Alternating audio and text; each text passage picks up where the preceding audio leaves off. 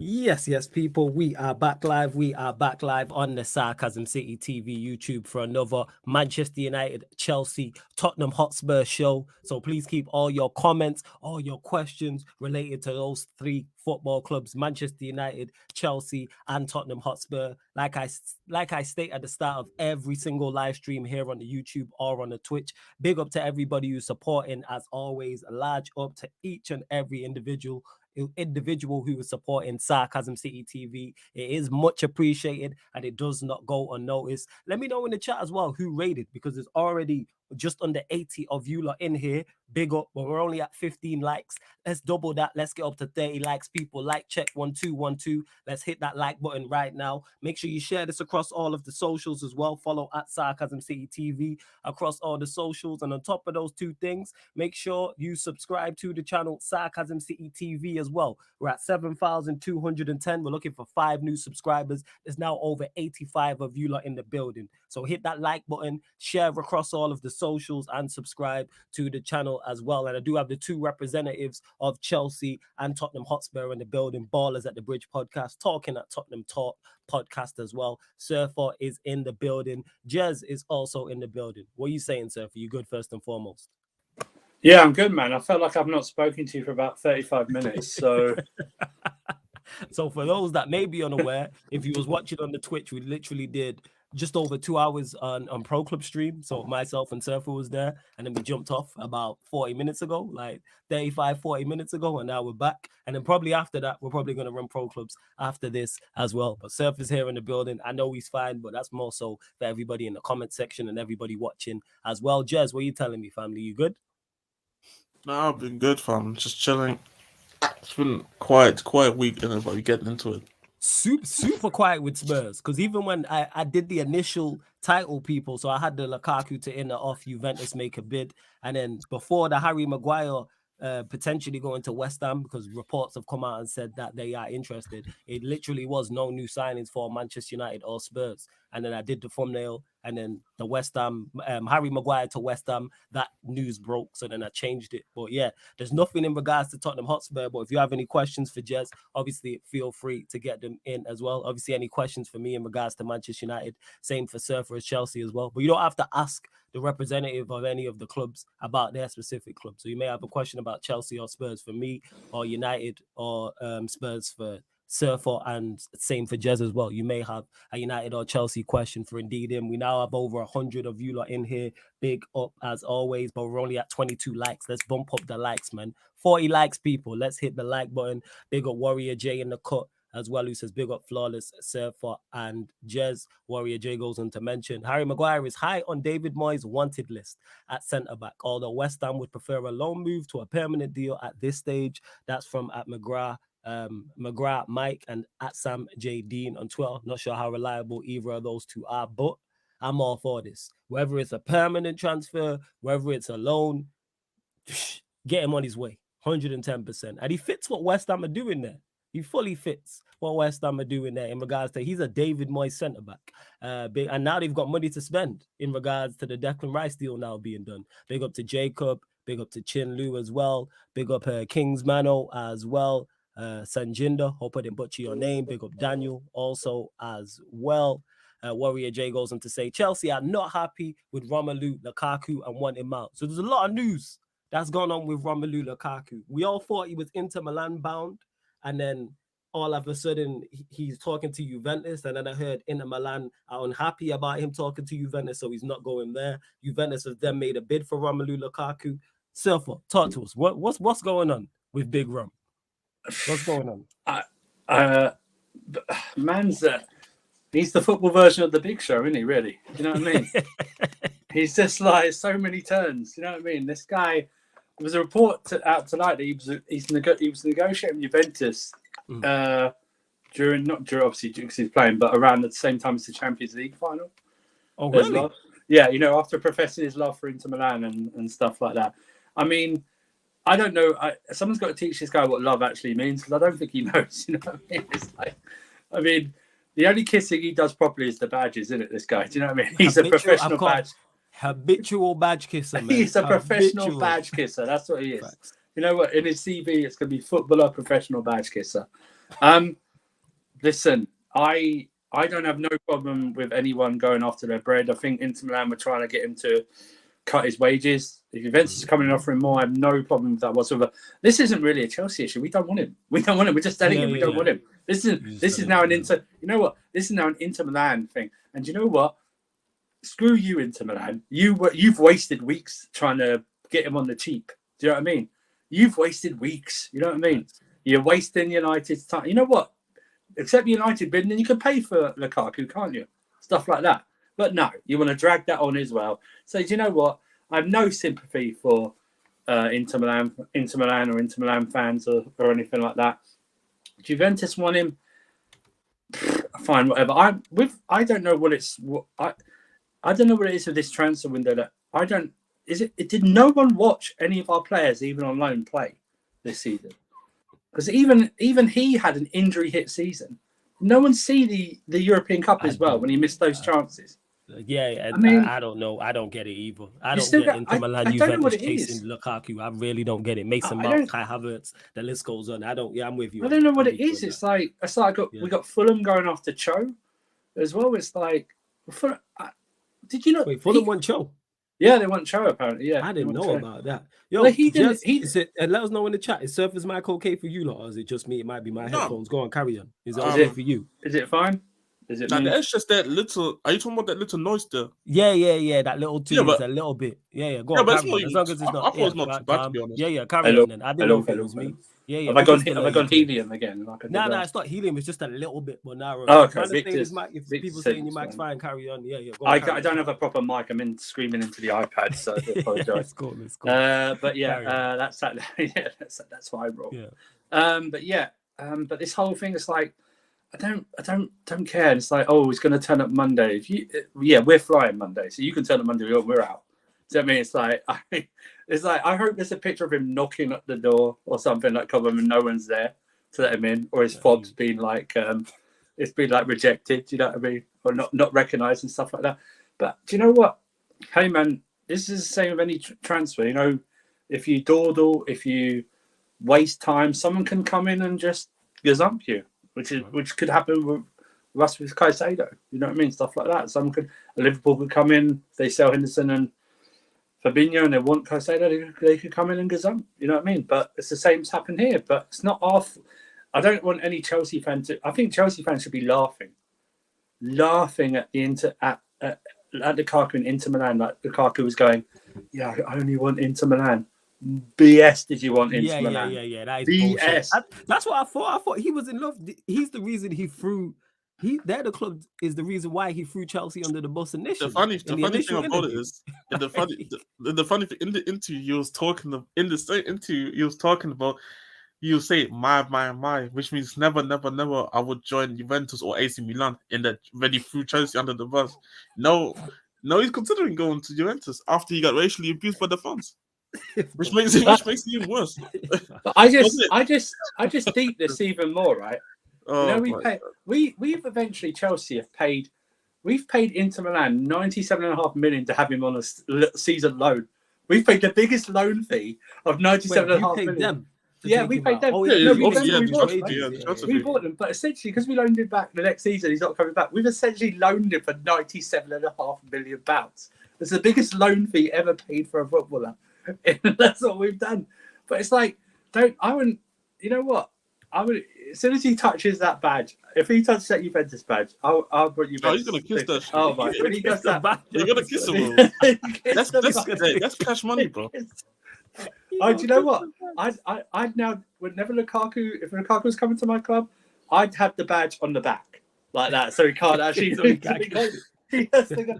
He'll take that off and kiss it. You know what I'm saying? He'll take it off. It's and kiss extraordinary. It. Or go to the corner flag and kiss it or something like that. The badge is on the corner flag. I was always thinking, yeah, Inter Milan. You know, I love Inter Milan. He did the interview. Yeah, Inter Milan's my club. I persuade Martinez to stay there. Yeah. It's like Martinez is probably going, why are you ruining my career? I could have left like 2 years ago. Do you know what I mean? Why am I still here waiting for you? Do you know what I mean? And now he's going to go to Juventus because like Vlahovic is probably going to go to PSG because the whole thing is they say Vlahovic to PSG. Okay. Well, he's been linked to PSG. The thing, and apparently they've agreed terms. It's like they'll only the reports are they'll only sell Vlahovic. Sorry, they'll only buy Lukaku if they sell Vlahovic. And they tried to link into us, but we don't. When he's not on our list to buy, apparently. So he's probably going to end up at PSG. That's when they'll get the funds for that. And you know what? Good on him. Grab your bread, but never come out again. I don't want to hear in 6 months' time how you love Inter Milan because now you're at Juventus. Especially with Jesus. These fans racially abused him. They racially abused Lukaku, which means to me, it doesn't matter what you say to this guy or do to this guy. As long as you pay him, he will do anything. Do you know what I mean? He will do anything. It doesn't matter. There'll probably still be fans when he signs Juventus that will still racially abuse him in his own fan base. Yeah. It doesn't matter. It doesn't matter. It's astonishing, but it's like like I said before, I don't know what it is, man. Someone went like the Men in Black thing and made everyone forget how bad our players performed last season, even on loan, and they just went, "Yeah, we'll just pay top dollar for them as well." Yeah, no problem, bro. No problem. Yeah, it's absolutely outrageous. Hey, big up everyone that tapped in. Now over 130 of you lot in the building. Big up, and continue to get your questions in. Keep it Manchester United, Chelsea, or Tottenham Hotspur related. I will start the best questions, but of course, to make sure your question gets read out and answered, people, you have to super chat. There's over 130 of you lot in here. Only at 31 likes. Like check 1212. Like check 1212. What we doing, people? Let's bump up these likes. Girls up to 60 likes. Girls up to 60 likes because you're clearly here enjoying the content already. So let's do that. And subscribe to the channel as well. Sarcasm City TV. We're currently at 7,000. Wait, how many is that? 212 people. We're aiming for 7,215. Did this just jump?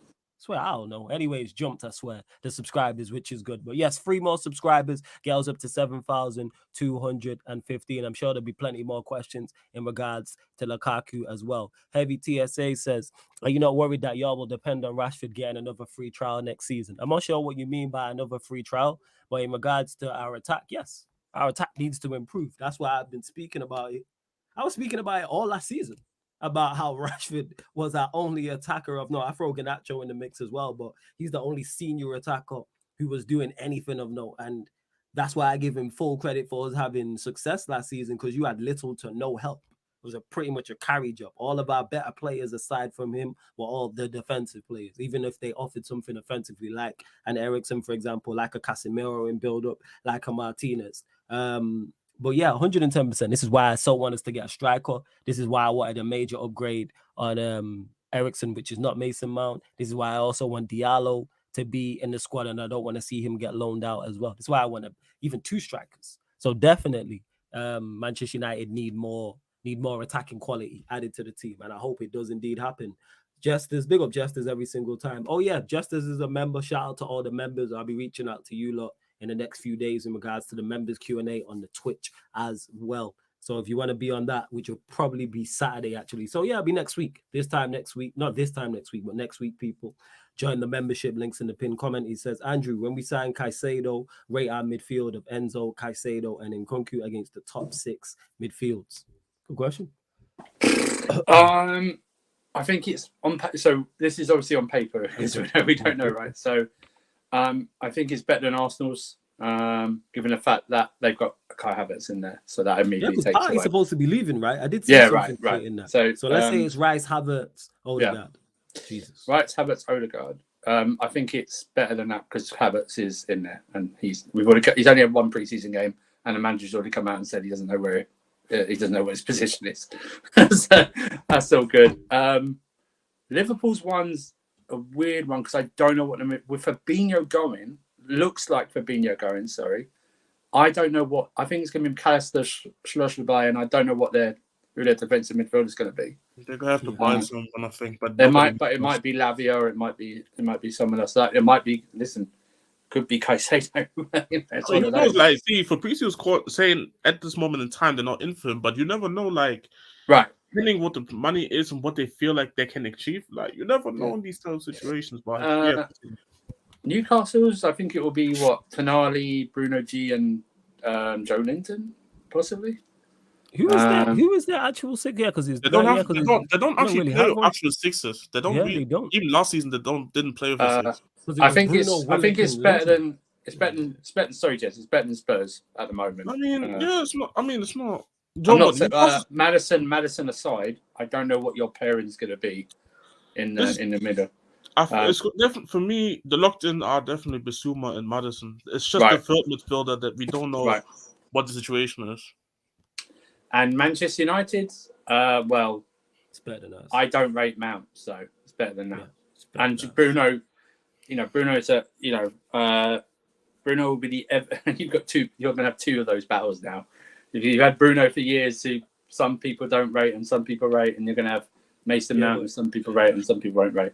And Man City's one of the only one where, because it's been so good, it's not better than Man City's. Yeah, I agree with you. Moment. So I take Man City out. The rest of the things, I think it's on paper, it's probably second on paper. That's fair. On paper. I said last time if the midfield happens, I said already, like I think 2 weeks ago, that I think that midfield is the second best midfield in the league, considering that Havertz is an Arsenal's midfield. I don't care what any Arsenal fans tell me. So yeah, for me, that's definitely the second best midfield in the league personally. Yeah, that makes sense.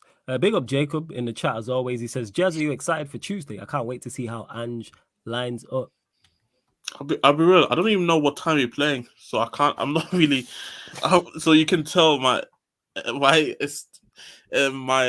what's it called? My excitement for these preseason games. Like I'm really so well. Like actually, let me check real quick what time we play. Cause it will have. That goes to show how interested Jez is. Jez is like me in regards to United preseason game. You're like, oh, you watching along? Yeah, it's a 12.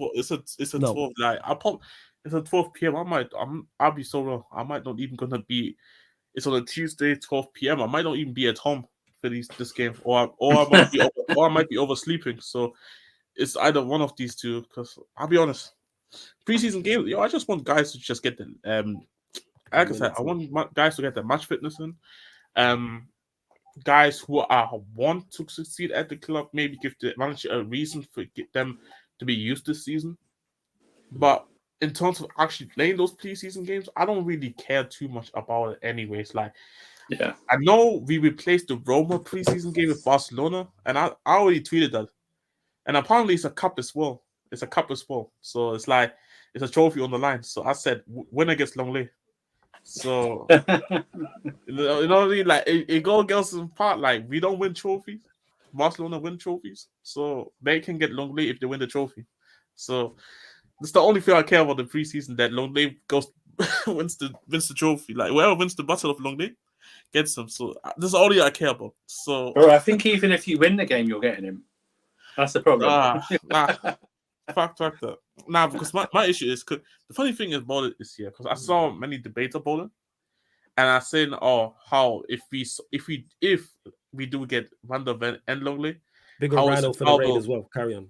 Larger my guy Rhino. Go on. Yeah, carry on. How that is like a terrible transfer and stuff like that. But I'm saying this as well. Even if you get Tapsoba, who everybody in the Spurs fan base seems to be all aligned as the number one option, if the second centre back is still Longley, I'm still gonna be angry in terms of, like, look at the backups after Romelu and Tapsoba or Van der Ven. It's gonna be Dyer and Longley, because Sanchez doesn't want to be there.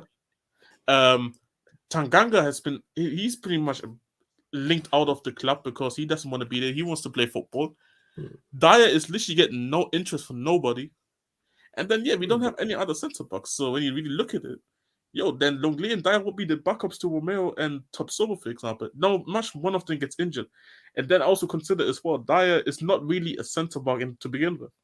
Yeah, DM. Yeah, he's a DM. Like, he only plays centre back. Did you see him playing in midfield? No chance. Like, bro, the thing is, no chance. no chance, because he barely can play centre back in the free. No, it's not expecting playing especially as well. We're playing a high line. Yeah. Like, Ange wants to play like with this possession football. Like he really kind of like Pep and Arteta, the way that he wants to play his football. Even Arteta and not Arteta, sorry, Klopp to an extent. So bro, like I know I expanded this question for I extended That's the cool. Get question. off your chest, fam, man. We know what it's like when it comes to you and Spurs. That's right. Like, Nothing's happened at Chelsea this week apart from Lukaku. You take your time, bro. You know what I mean? It's all good. It's calm, fam. Get off your chest. That's the funny part about it. Nothing has happened this week for Spurs either. So it's like there's nothing really to talk about other than people worrying about certain transfers being made, certain transfers maybe not happening all of the sudden because it's been very quiet. I'm like, I'm just like, I'm just chilling, to be honest.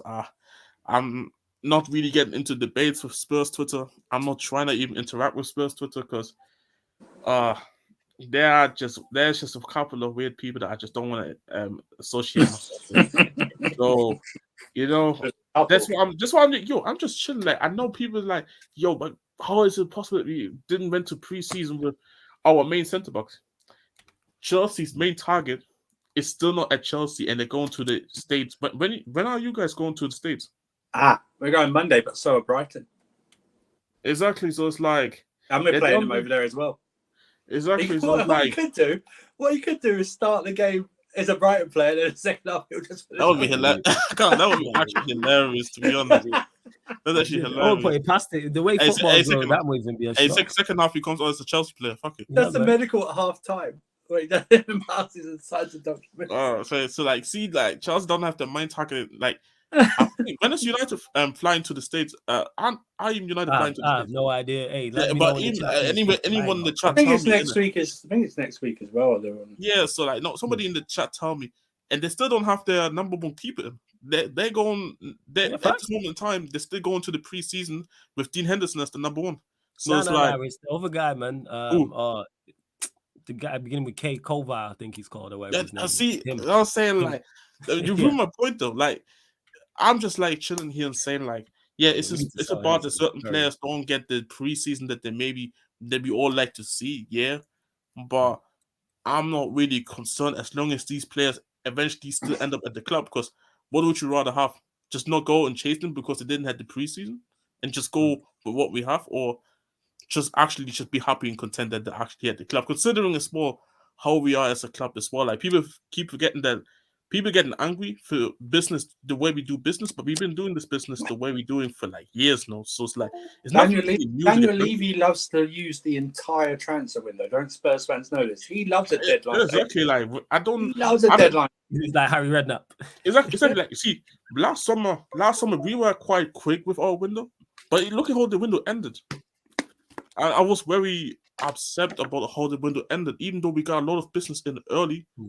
It still didn't matter of how the window ended. And I always say, like, for me, it's like after the day after or the hour after the window closes, which players are in, and are these players generally helping the team?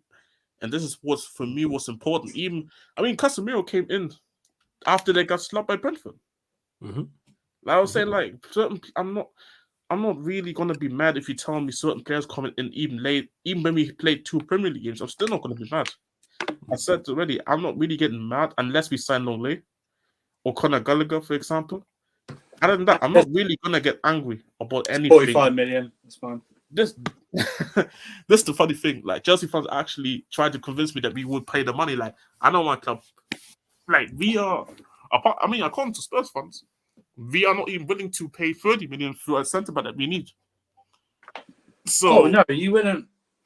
I imagine this, if you wanted Gallagher, the first bid you would bid would be 25 plus 5. I'll be honest, I think we would be even cheaper than that, because the funny thing, before we bid for Maddison, we bid 50 million for both Barnes and Maddison. Yeah, I remember. So you can see where and then we bought Maddison for 40. So you see what we are as a club, and that's why I don't believe this whole Gallagher thing. Unless you tell me Gallagher maybe drops to 30 million, I could see then maybe the club doing something. Nah, but I don't know if Chelsea dropped the money. I read that he's going to stay unless Chelsea get the starting point would be a £45 million bid. Yeah, and that's the thing. I don't see that happening. That's why, like, with us especially. I think that's why I'm not too sure we get another midfielder in if Gallagher stays, as much as I don't want that. What I'm saying is, Caicedo, on a list of, if we had a list of Chelsea's transfer targets, it'd be Caicedo number 1, and then down, it'd be just question marks because he's our number one. It's so obvious. He's our number one. We're not even linked to like. You get the old Lavia thing. Yeah. We're monitoring. We're monitoring Lavia and stuff like that. But it's a point where now it's like I think Caicedo would be the only midfielder coming in. I think because if Gallagher stays, you got Enzo there. If Andre Santos does well in the preseason, that's 4 already. You can add a Carney or something like that, and that's I think that I honestly think that would be it, unless because I don't think they want to pay 80 to 100 million for one midfielder and then pay 50 for Lavia. If you understand what I'm saying. It's like even if, but you reckon that's dependent on Gallagher going or staying. Let's say you do. I think that's dependent on Gallagher. I think that is because then we'd be like, you managed to sell Gallagher to Spurs. But that's what I mean. I think then we would short already, but we would be really short because then you're asking like Caicedo and Enzo not to get injured, and the backups being a Brazilian kid Andre Santos, an Italian kid Caicedo, and Carney Chukwuemeka. And you go, I know we're only playing once a week, but even that might be a little bit too much. And I know like people go, well, Lovely's only had one season. I understand that, but I would need another body in that engine room. Of course, you would definitely need another body. I would need another one, and maybe you then go for Lavia or something like that. But this is not the noise really when you really heard from Chelsea news. Like the Chelsea news is like, obviously you're still looking for somebody who can play the 10, but also can play as a winger. And I think that's where that Cherky, because he can cover both of the positions. Cover both, so he can cover both. We've also brought in Moreira from Benfica on a free transfer. People can say he didn't play last season. But the reason he didn't play a lot last season is because Rui Costa basically said, "You're going to sign a contract or you're not going to play," and basically he benched. And then also we signed a Brazilian 18-year-old from Santos, and they're going to look at him essentially. So that's a point. So I really that's when it's now. That's why we're not going to probably buy a striker, which hopefully means to me, if we're going to not buy a striker, we're going to take those funds away and look at the goalkeeper market a bit more. That's what I would do. Okay. I don't hold up any hope for that though. That's the thing. So, but I would hope that. Although this week we were linked to Ivan Toney this week. Yes, apparently one of our directors, Paul Winstanley, is in contact with Tony's representatives and stuff like that. That's a game changer if you not. That is a game changer. 18 months left of his contract in January. But you would still think though that it would still be a steep price even with 18 months left. We've seen the prices going for a year left. Yeah, I'd say, I'd say to them, all right, here's 60. Otherwise, well, I said this on another stream, and I don't care what anyone says to me. Take Kane and Haaland out of this league. He's the best striker. It's not even outrageous to say. I mean, he's got 20 goals last season. He's got 20 goals. He's got high. He's either got 20 or high teens for Brentford. He's for Brentford. For Brentford. And you watched him. He didn't score, but you watched him against Liverpool. His all-round game is very underrated. Yeah, I say all the time. His performance against Liverpool, he didn't even score, and he bullied Van Dijk and Konate in that game. I thoroughly enjoyed the battle between him and Konate. It was two top quality. It was even the game against Arsenal when they played as well. Like he's different. And people say like, Saliba's the best young centre back. Yo, he bullied the best young centre back. But I think that if that's a deal that can be done, I think it's a game changer. Now, what it might mean is you might not see the best of him until the following season. But if there's a deal to be made, it's a deal to be made. For me, there's no other striker better. There's only two strikers better in the league, and that's Haaland and Kane. I think that's saying something. Because he improved. Apart from those two sides, he improves every single team he would go into. He improves every single team. Good. He would improve Liverpool. Don't care what they say. He would improve Arsenal, definitely. Definitely improve Newcastle. Manchester United, definitely improve Manchester United, and definitely improve us. So I would take that risk. I don't even think it would be a risk, really. I don't You know think what I it's mean? a risk. I think it's No, a I don't safe think- bet. I And I don't don't think think it's you're getting really for an a risk. extortionate Don't price say as well. safe bet. Don't say safe bet around Ivan Toney. I'm saying. That's all I'm saying. That's it. Hey, Hey, actually, if someone I'm- knows about safe bets, it's him. You know what I'm Yes. saying? Hey, He's hey, kind of all like I'm gonna expert. say He's is the when Look guy. at the odds. He's the As you look guy. at the odds. As you look Hey, at the odds of I'm- his next club, and ask his friends He's to bet the it, guy. I'm He's going probably there. looking at it like, That's it. interesting, safe bet. Right, You know yo, what I'm saying? hey, all I'm saying is, yeah, like for me, Ivan Toney's so good. I wouldn't give a fuck if he still continues doing the betting shit. I don't give a fuck. I'll just be like, keep it on the wraps, man. Yo, that's what I'm saying. Like, yo, keep it in wraps. Don't get like a crazy addiction and just play well on the court. Or, no, So, court. Ken, I'm What's sorry that? to interrupt. Go on, I like go my on, guy yeah, God to of Frogs, but there's two messages that he's put Well, up. I know it's this I one. So he don't. says, I if we are getting a legitimate striker in right now, we should keep Lukaku. What? Ugh. Bro, he's in that Monster CFC gimmick right now. I am believe that better be a gimmick, bro. I'm just Ivan Toney for Lukaku is a downgrade. It's bloody not a downgrade. It's not. It's an upgrade. It's a severe upgrade. If you think It's a Lukaku's severe better than upgrade. Ivan Toney, I don't even know what to tell you. Ivan Toney is better than Lukaku. He's a better game. He's a better. Can I tell you right now? I don't care what anyone says. If Ivan Toney's in that Champions League final, Inter Milan win that. Oh, you don't miss them chances. You don't miss those chances. Inter Milan win that. Inter Milan win that game. Yeah. Inter Milan win it. That's how confident I am in this guy. Mm. Inter Milan win it. But hey, And each do you know their what? own. Do you know what? It's a shame because he probably won't get picked in time, but he should definitely be in that squad for the England 2024. He has a good even 6 months. He could get there. He has a good 6 months. I'm January telling to you the right, end of the he's season. a difference. If we're, I tell you right now, if we're in January, if we're in and around the top 4 race, I do it. I pull the trigger and go for it. Yeah. So put us over the line. Put us up, no matter if we're. And this isn't a slight on Jackson or Bro or something like that. I would go put us over the line. You've done well. Here's some support. Do you know what I mean? Let's do it. That's why I'm up with it 100%. Hey, large But out you know of context, Sarcasm City as well in the cut. And yeah, just to answer you out of context, Sarcasm City, you said, have I got the chat on subscriber mode? Yeah. I always have the chat on subscriber mode every live stream. I said it beforehand, but I appreciate it. Yeah, go on, Jez.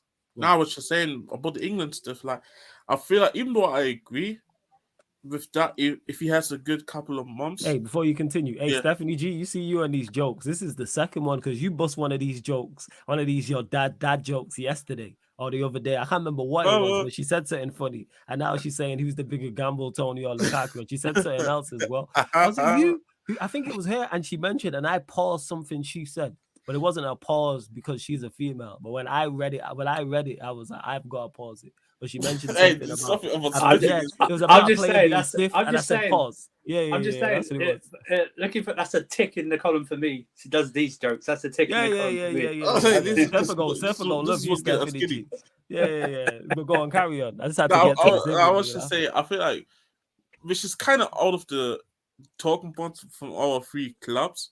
But I mean, fucking nothing happened literally. Like, so might as well talk real quick about that. Like for the England squad, even if he has a good 6 months, I feel like politics would just be like, you know what, you had the ban, we can't have you in the Euros. I think politics would literally kick his ass and say, you know what, you're not getting into the squad. You're taking Ollie Watkins or fucking. You're still gonna take what's his my man's name? Danny Ings. That would still take Danny Ings. Danny Ings. You know what I'm saying? But this is what I feel like. I feel like politics would literally stop him from actually even getting into the team. I could definitely see that happening because you know what? It's Gareth Southgate. As much as politics will play his part, it's just Gareth Southgate. How do you not take, like Surfer said, he's the third best striker in the league behind Haaland and Kane. All right, so Kane goes, cool. Why would you not take Ivan Toney? Especially if he comes back for 6 months and he's at Brentford, and let's say he goes and he gets 10 goals from January to the end of the season. And he's a great penalty taker. If Kane goes to Bayern Munich, Ivan Toney automatically becomes the second best Premier League striker, and he can't play till January. Facts. And he's the best English striker in the league. Yeah, and becomes the de facto best English striker in the league and second best striker, and he won't even play half the season. That's how good he is. That's how good he is. That he won't. There's no one. There's no in right now. I don't know if you get. I don't know if you get Hodgland. I don't know how good he will be. I don't classify Nkunku as a striker. I have no idea how good Nicholas Jackson is. No Chelsea fan does because they never watched him. Yeah. Do you know what I mean? They haven't. No. It's a joke, man, like Bob and Villarreal's latest. Yeah, sure. You did. he only came through 6 months ago. Like people You don't didn't even know. Yeah, don't even try that, man. Nicholas Jackson. You were busy making up Andre 3000 songs. You know what I mean? That's what you were doing at the time. But yeah, he automatically becomes that because there's no Jesus. I don't classify as a proper striker or number 9. Even if he Callum was, Wilson, like he's not. Jesus is not better than Ivan Toney. No, Ivan Toney makes them a better player. I mean, Callum Wilson is a good striker, but he's injury prone, and Isak plays more out wide. You guys, well, you got the internal Martial issue, and you haven't signed anyone yet. And Rashford is really. As a side note, I laugh at when Manchester United fans go, "Yeah, my attack's not as bad as you." If you realise, if you took Rashford out of Man United's attack, you have similar stats to like nearly Chelsea's attackers. That's why I don't defend any of these players. We did Man United yesterday, and we're talking about selling players. Love to my guy Eddie. Big up the young G Nero. And why do you think I don't? When we were talking about Sancho, I was like, he can go. And that's not a shot at Sancho because, like I said, I think Sancho can be successful elsewhere. I just don't think he's successful here right now. Yeah, that's what it is. That's why it's him. Anthony, I need more from. I'm looking at Anthony this season. I was looking at Sancho at the start of last season, where I'm like, I need to see more from you in both goals and assists, and also impacting the team from my eye test. I'm both. Garnacho did his thing. Whoever the new striker or new strikers are, they got to have impact as well. Bruno, I'm looking for more from you. Mount. I know you ain't giving me much, but like, all right, you're still going to be judged whether you play well or you play poorly. If you play well, cool. I hold my hands up and say, hey, he's been on point, but I need to see more from my attack. I do, but I don't rate it. Like, I take Rashford out. It's a myth. That's why when people were criticizing Rashford, I was like, why? It's like without him, you'd be like, you wouldn't even be in the top 4. But just Evan Ferguson's definitely. I think he looks good, but I don't. It's very raw. He's very raw at the moment. He's very early for him. It'd be like he's still an unknown for me. I mean, this would be. I think I don't expect much from him this season. To be honest with you, I think this is more of a development still season for him. He'll play a lot of games, but I don't expect much from him. But then again, we have been surprised before. But I just the Ivan Toney thing. I always like people are like, I want to get the gist about what. I don't think when someone doesn't want Ivan Toney, I automatically think it can't be for a footballing reason. Yeah. Do you know what I mean? There's no to me, and that sounds that this might sound bad. I don't really care because I don't care about what I was really thinking. But we know that about you. I know you guys know that's why we know that. Sorry, Fitzgibb. I mean, I don't even know. Hey, facts. That is one of the models of like sarcasm city. Like, that's what they said. We don't care. Like that's on the city. That's on the city sign in it. It's sarcasm city. We don't care. It's like the Tottenham logo. We don't care. You know what I mean? That's our logo. We don't care. But it can't be for foot. There's no footballing reason you can give to me that why you wouldn't want Ivan Toney. Maybe the only thing is like the style of play or something. It's like, well, he fits in. I think he could fit into any stuff. I'm sorry. Like the Arsenal, well, Jesus does this and that. I'm sorry. Ivan Toney can do that and he can finish. He does. Do you know he does everything. He can do everything Jesus can give you plus more. Plus goals, yeah. Like he can drop off and link up. He's good enough. He can press. He can actually score goals. and then that's the more part is him scoring goals as well. Like now, even headers. I don't think he'd score as much as Haaland because Haaland's a freak. No. I think even if you put him in City side, I still think they win the trophies. Of course, 100%. Remember, they won without a striker. They won back-to-back leagues without a striker. So. Funny enough, I still think like I know it could be controversial and stuff like that, but in terms of like what a Pep striker is, he reminds me more of a Pep striker than actually Haaland is. But it was more so Pep willing to kind of change his ways into letting Haaland fit because of how good of a player Haaland is. But if you really think of a Pep kind of system, you would usually say you would prefer Toney over Haaland in terms of profile. But I think he would still succeed in my opinion. There, like for me, it's all about like again the only question that I would have about Toney maybe if he makes that step is like, can you be the difference maker in terms of winning us the big trophies if you go to like a big club that is expiring? That's really the question mark is because there's not really an issue of him scoring goals, like because you see guys who can still go to clubs and score goals, but can they deliver also helping the team deliver? I think though he does it, but the thing is though I think he's got a very decent good record against the big sides. Nah, he does. But back to Jez's point, that is a question mark about him, but that's not his fault. It's not his fault. Situation where people question his mentality and your mentality, that's partly on you. Whereas the whole thing of, can Ivan Toney make the difference? That's a valid point. This is something that we have to see. He's never been given the opportunity to succeed or fail at. Exactly. That's why I say like, then we'll find out. Like, that's why I say like for the longest. For me, those type of players who are in Toney's situation, I'm sitting here and say, I'm willing to take these chances because what are you really gonna lose on? Like, okay, if he maybe doesn't deliver you then trophy, he's still gonna deliver you bare goals and stuff like that. Mm-hmm. Like, so it's like for me, I understand when people ask those questions, but are you willing to tell me you're not willing to take the risk? Considering the sport, it's not like you would buy him for like an outrageous price, like 150 million to Brentford. Nah, like of course then people would be reluctant of buying him, but you get the overall gist of it. Of what I'm trying to say, like he's worth the risk regardless. Yeah, because he was. I know it's the championship and stuff like that, but it's the reason why he broke the championship goal scoring record there as well. Scored the most penalties. He's good for. Jez, they sold Ollie Watkins. They do it by data. They sold Ollie Watkins. Yeah. They bought this guy, who's better, much better. They did the numbers. That's how Brentford do it. They do data analytics. They do the numbers. Exactly. They saw what he was doing. He has better potential. They sold Ollie Watkins for about £28 million while they were in the first division to Aston Villa because they had this guy lined up, ready to go, and he's better. He's better than Ollie Watkins. The eye test doesn't lie. The numbers don't lie.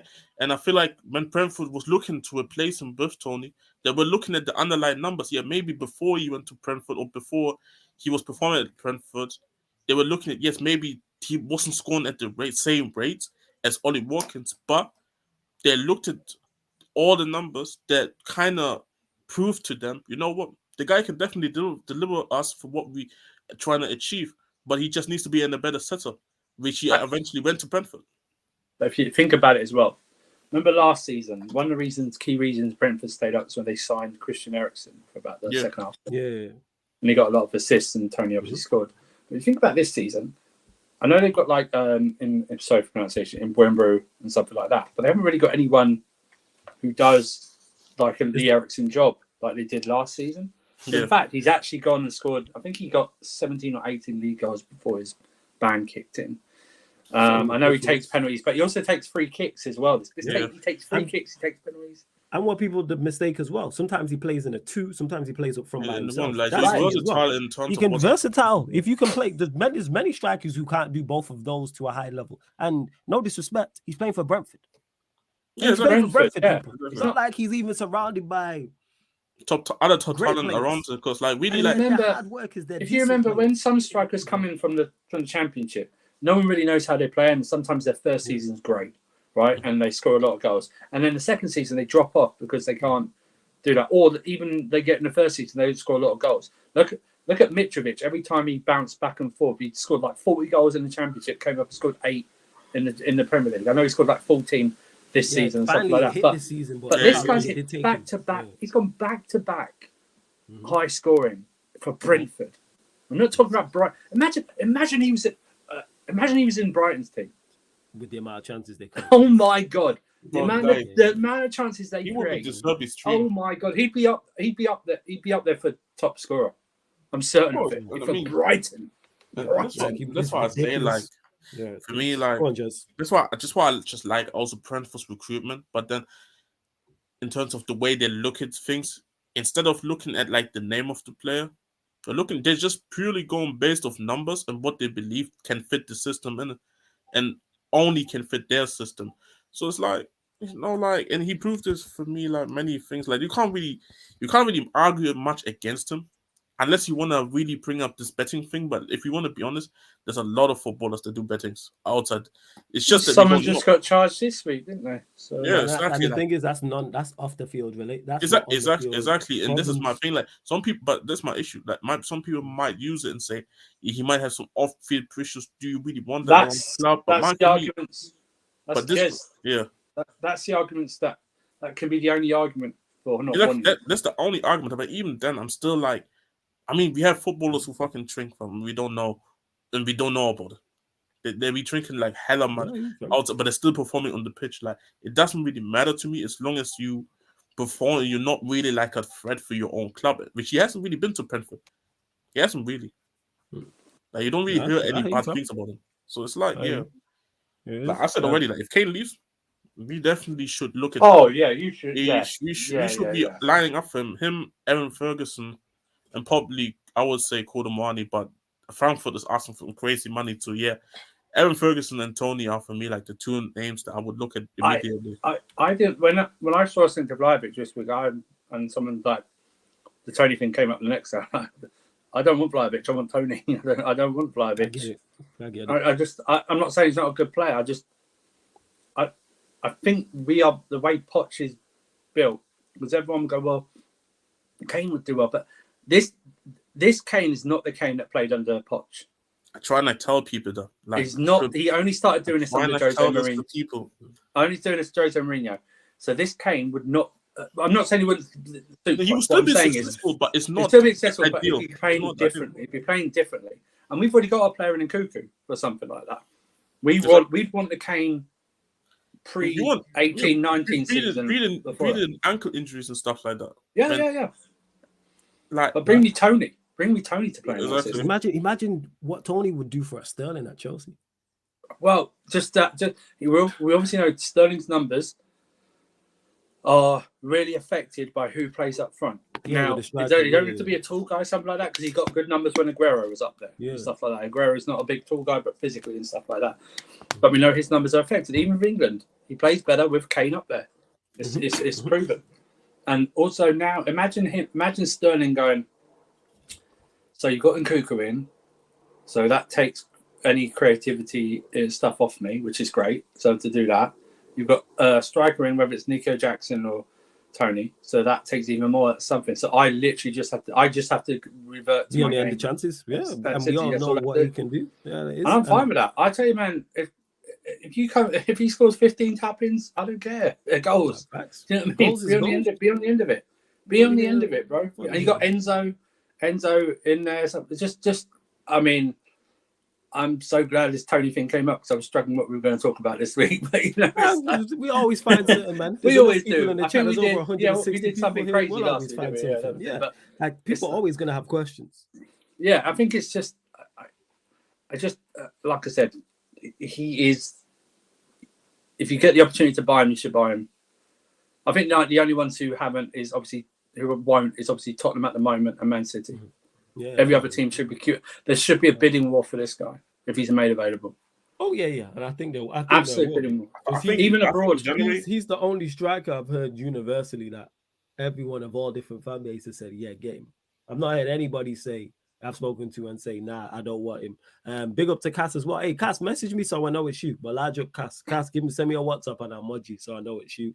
It's over 160 of you lot in here. Let's bump up the likes. We're only at 55 likes, people. Let's get up to 80 likes.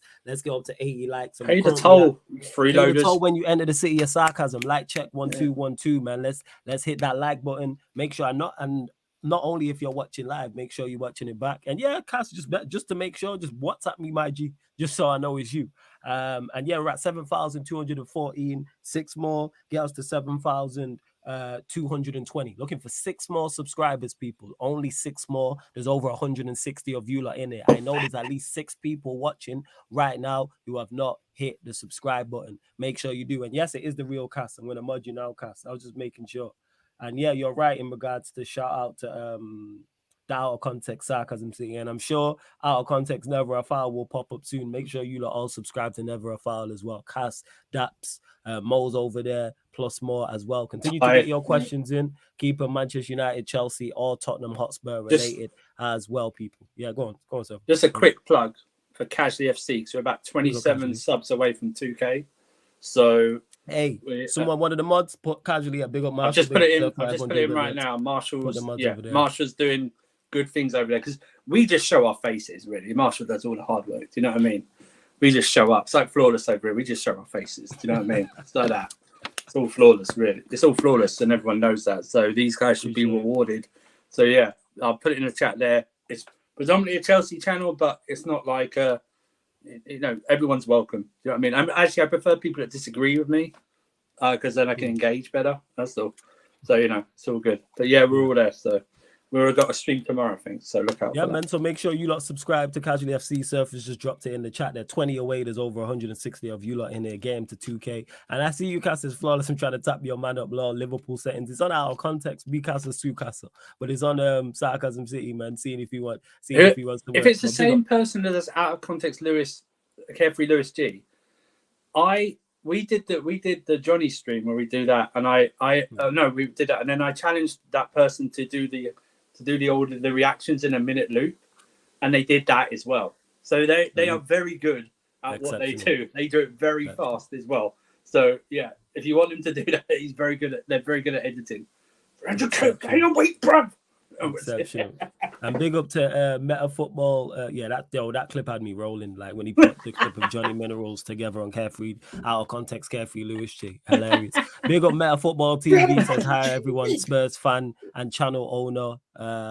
First time on, great banter, large up to everyone. I mean, big up, man, much appreciated. Always good to see new people in the chat as well as the regulars. And Cass, no, just for clarity, two things, people. One, I don't pay out of context Sarcasm City TV. They do all that work off their own back. Great work. Number two, I still have no idea who it is. They do phenomenal work for the channel. I appreciate it. That's my. I can see an out of context, that's never a foul count happening soon. I can see that. That's little bro right there. Whoever it is that I can't even say little bro. He could be older than me. That's bro right there. Yeah, you know what I'm saying? They're very good.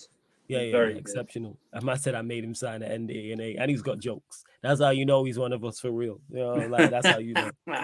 But yeah, questions. Actually, Chinlu, if you're still in the chat, because you said something that was interesting that I wanted to get to. Because I didn't know you mentioned here you're an Inter fan. Thoughts on Onana, like in terms of his level? Because Mo, who's ironically Kaz being here, he can't speak highly enough of Onana. So I'm asking you as well if you are still in the chat in regards to the level you think Onana's at, whether you think he'll be a good signing for United, main strengths, main weaknesses as well. Genuinely interested to know, you being an Inter Milan fan, because you're watching him week in, week out. Not me, who's only seen a handful of matches and only a few clips as well. Let's see what else. Lemmy from Hamburg, big up to you. Says, question for the panel: is there a number for homegrown English players you need in the squad? It's not homegrown English players, but it's just homegrown. I think they have to be in your team.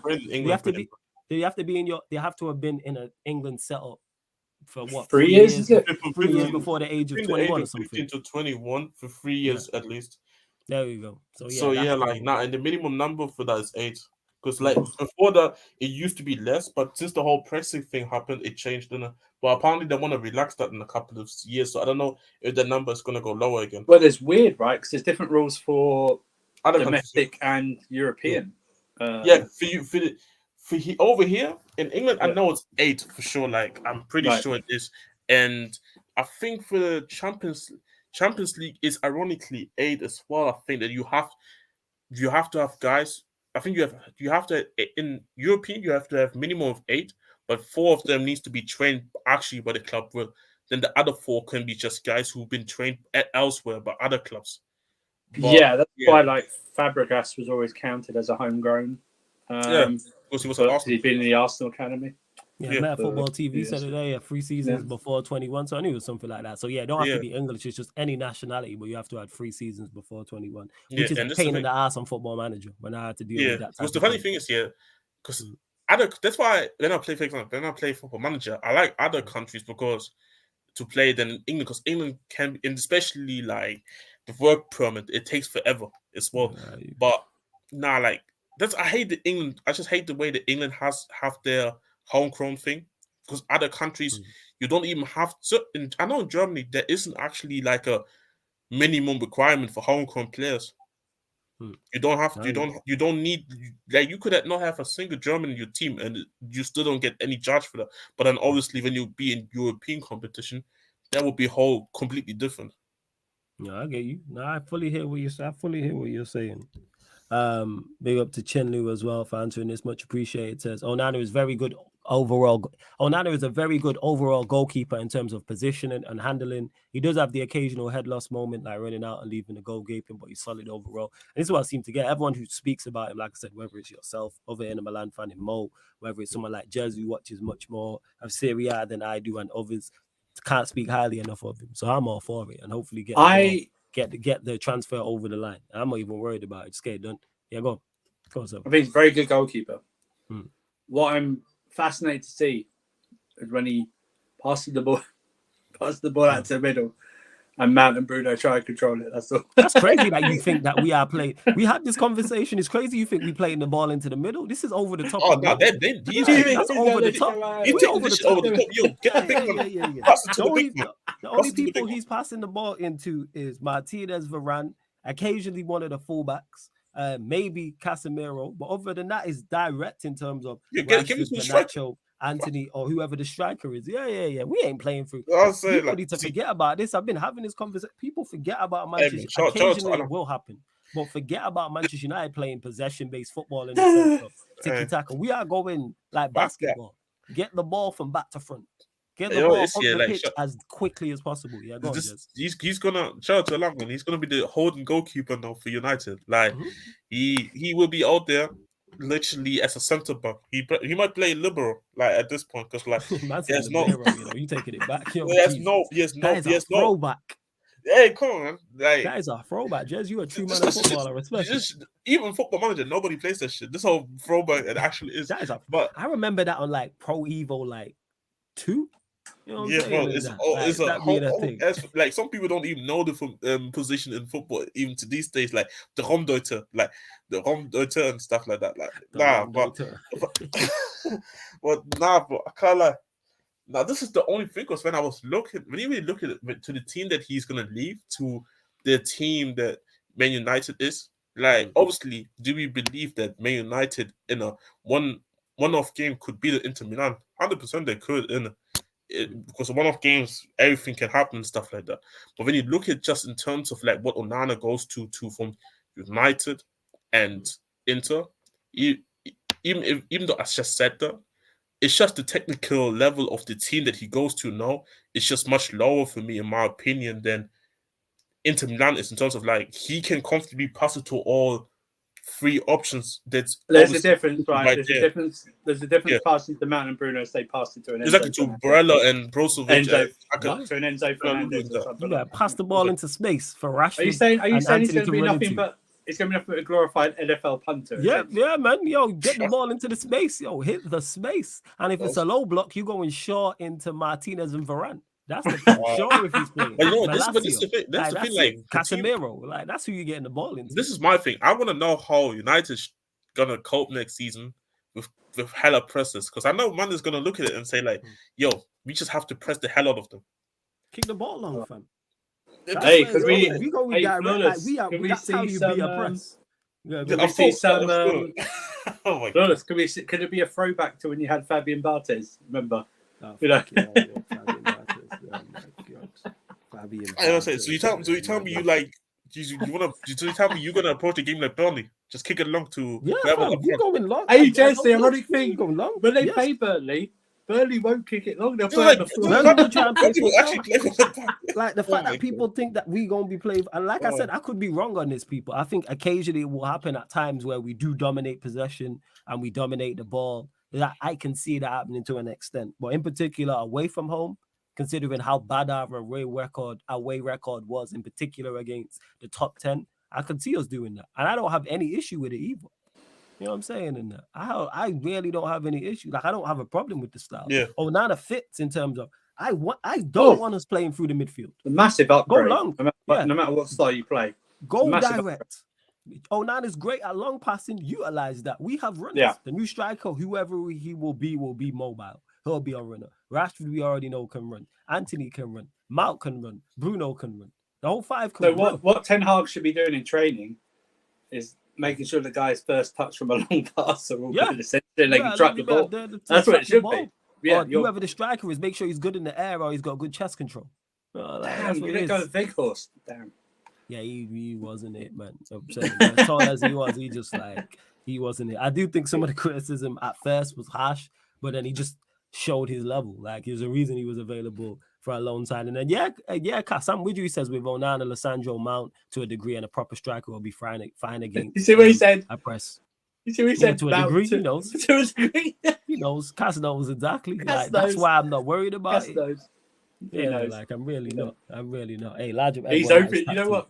I've been watching Cass. He's hoping you sign another midfielder so it moves Mount to either the bench or somewhere else. And large up to Eddie in the chat as well. He says it's officially OGTL LOL, and he's been a member of the channel for 24 months as well. So big up Eddie, man. Been a channel member of the channel for 2 years. Ironically, that's how Eddie ended up getting on the channel, and now he's here permanently, people. So if you want to join the membership, see all the great perks. Link is in the pinned comment for the membership. Let's continue to beat you by 5 months, Eddie. 67 likes.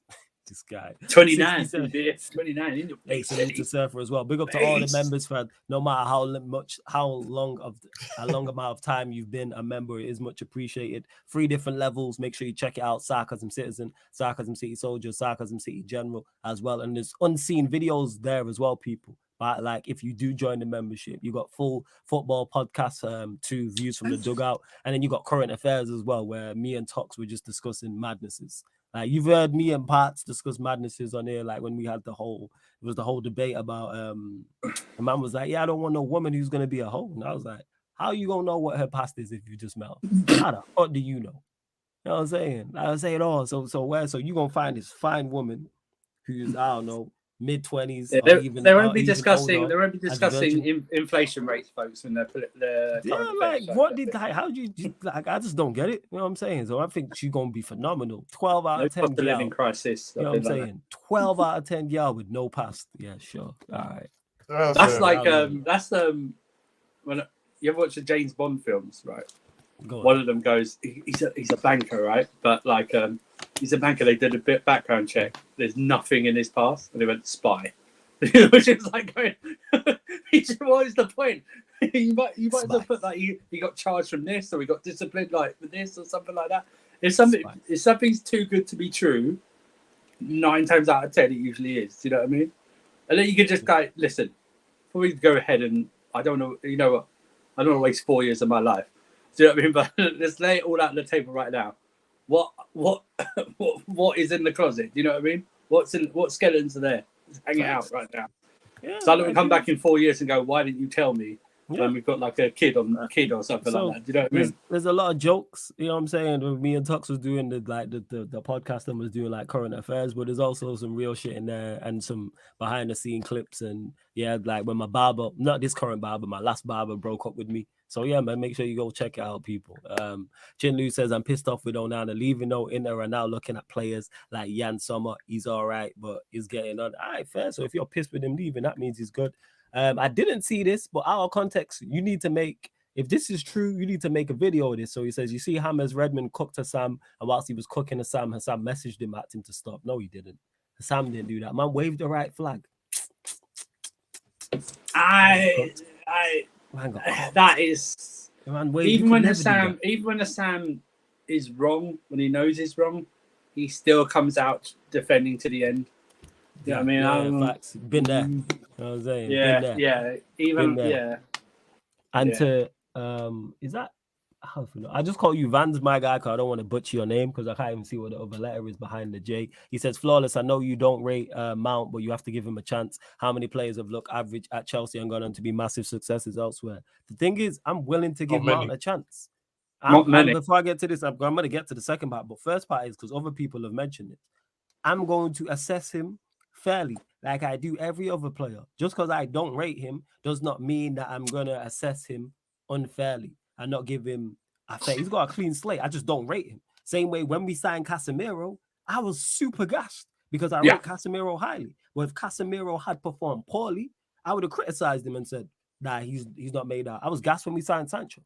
Now I'm saying if we get a good offer for Sancho, I'd move him on. And in regards to players looking average at Chelsea, none of their attackers who have been poor there have gone on and done anything at the highest level. We had this conversation. Someone said this a couple of days before he even comes back and says anything. KDB and Salah don't count. Yeah, I don't think he'll go with KDB. They weren't established at Chelsea at all. KDB played like 4 games. So before you even bring that up, there's no one that's left Chelsea I can think of where I go, man, I wish we would have kept them. Yeah, I'm gonna say Paul, attacking players we're talking about. And in regards to Abraham, no, he plays for Roma. That's not the highest level. I wouldn't see Abraham had a decent to good first season, but this season he's been crap for Roma. They play they play what's his face, Jez, for Roma. I know what you're talking about. You know what I'm talking about, right? Yeah, he doesn't score. Belotti doesn't score. Belotti is worse than Tammy, but can I tell you right now, Tomori, as good as he has been, he got destroyed in the first game against us, and this is us this season, yeah. And in the second game, he got sent off. Partially, they got sent off. So I'm sorry. I think Tomori's good. I wouldn't swap him for any defender in our current side or our current squad. Yeah. So people need to stop blaming Chelsea and saying, "Oh, all their players are bad there." Like Giroud didn't have success there. I don't think Giroud. Well, why isn't it? Why aren't we then?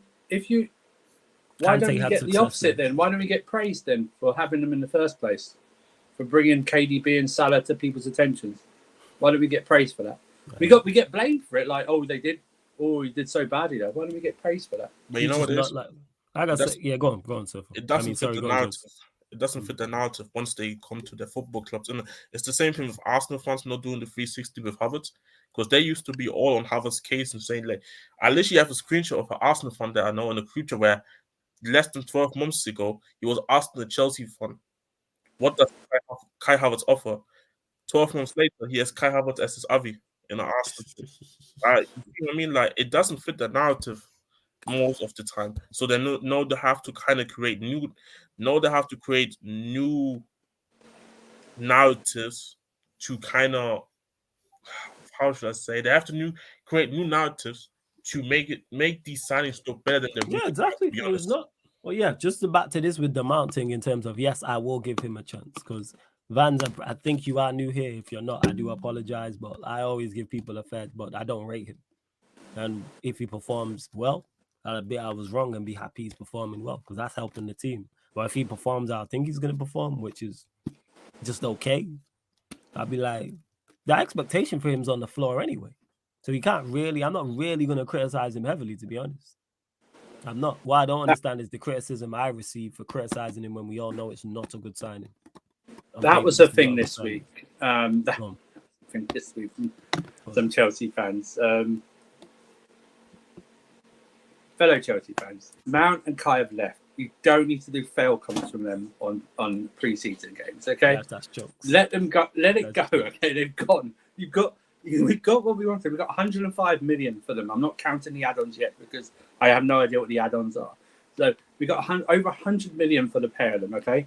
They've gone. If you didn't want them or like them, you don't have to do fail comps. There are enough United and Arsenal fans to do fail comps for their own players. You don't need to help them. And by the way, why are you watching first of all, why are you watching pre-season games? I don't know. That's up to you, no problem.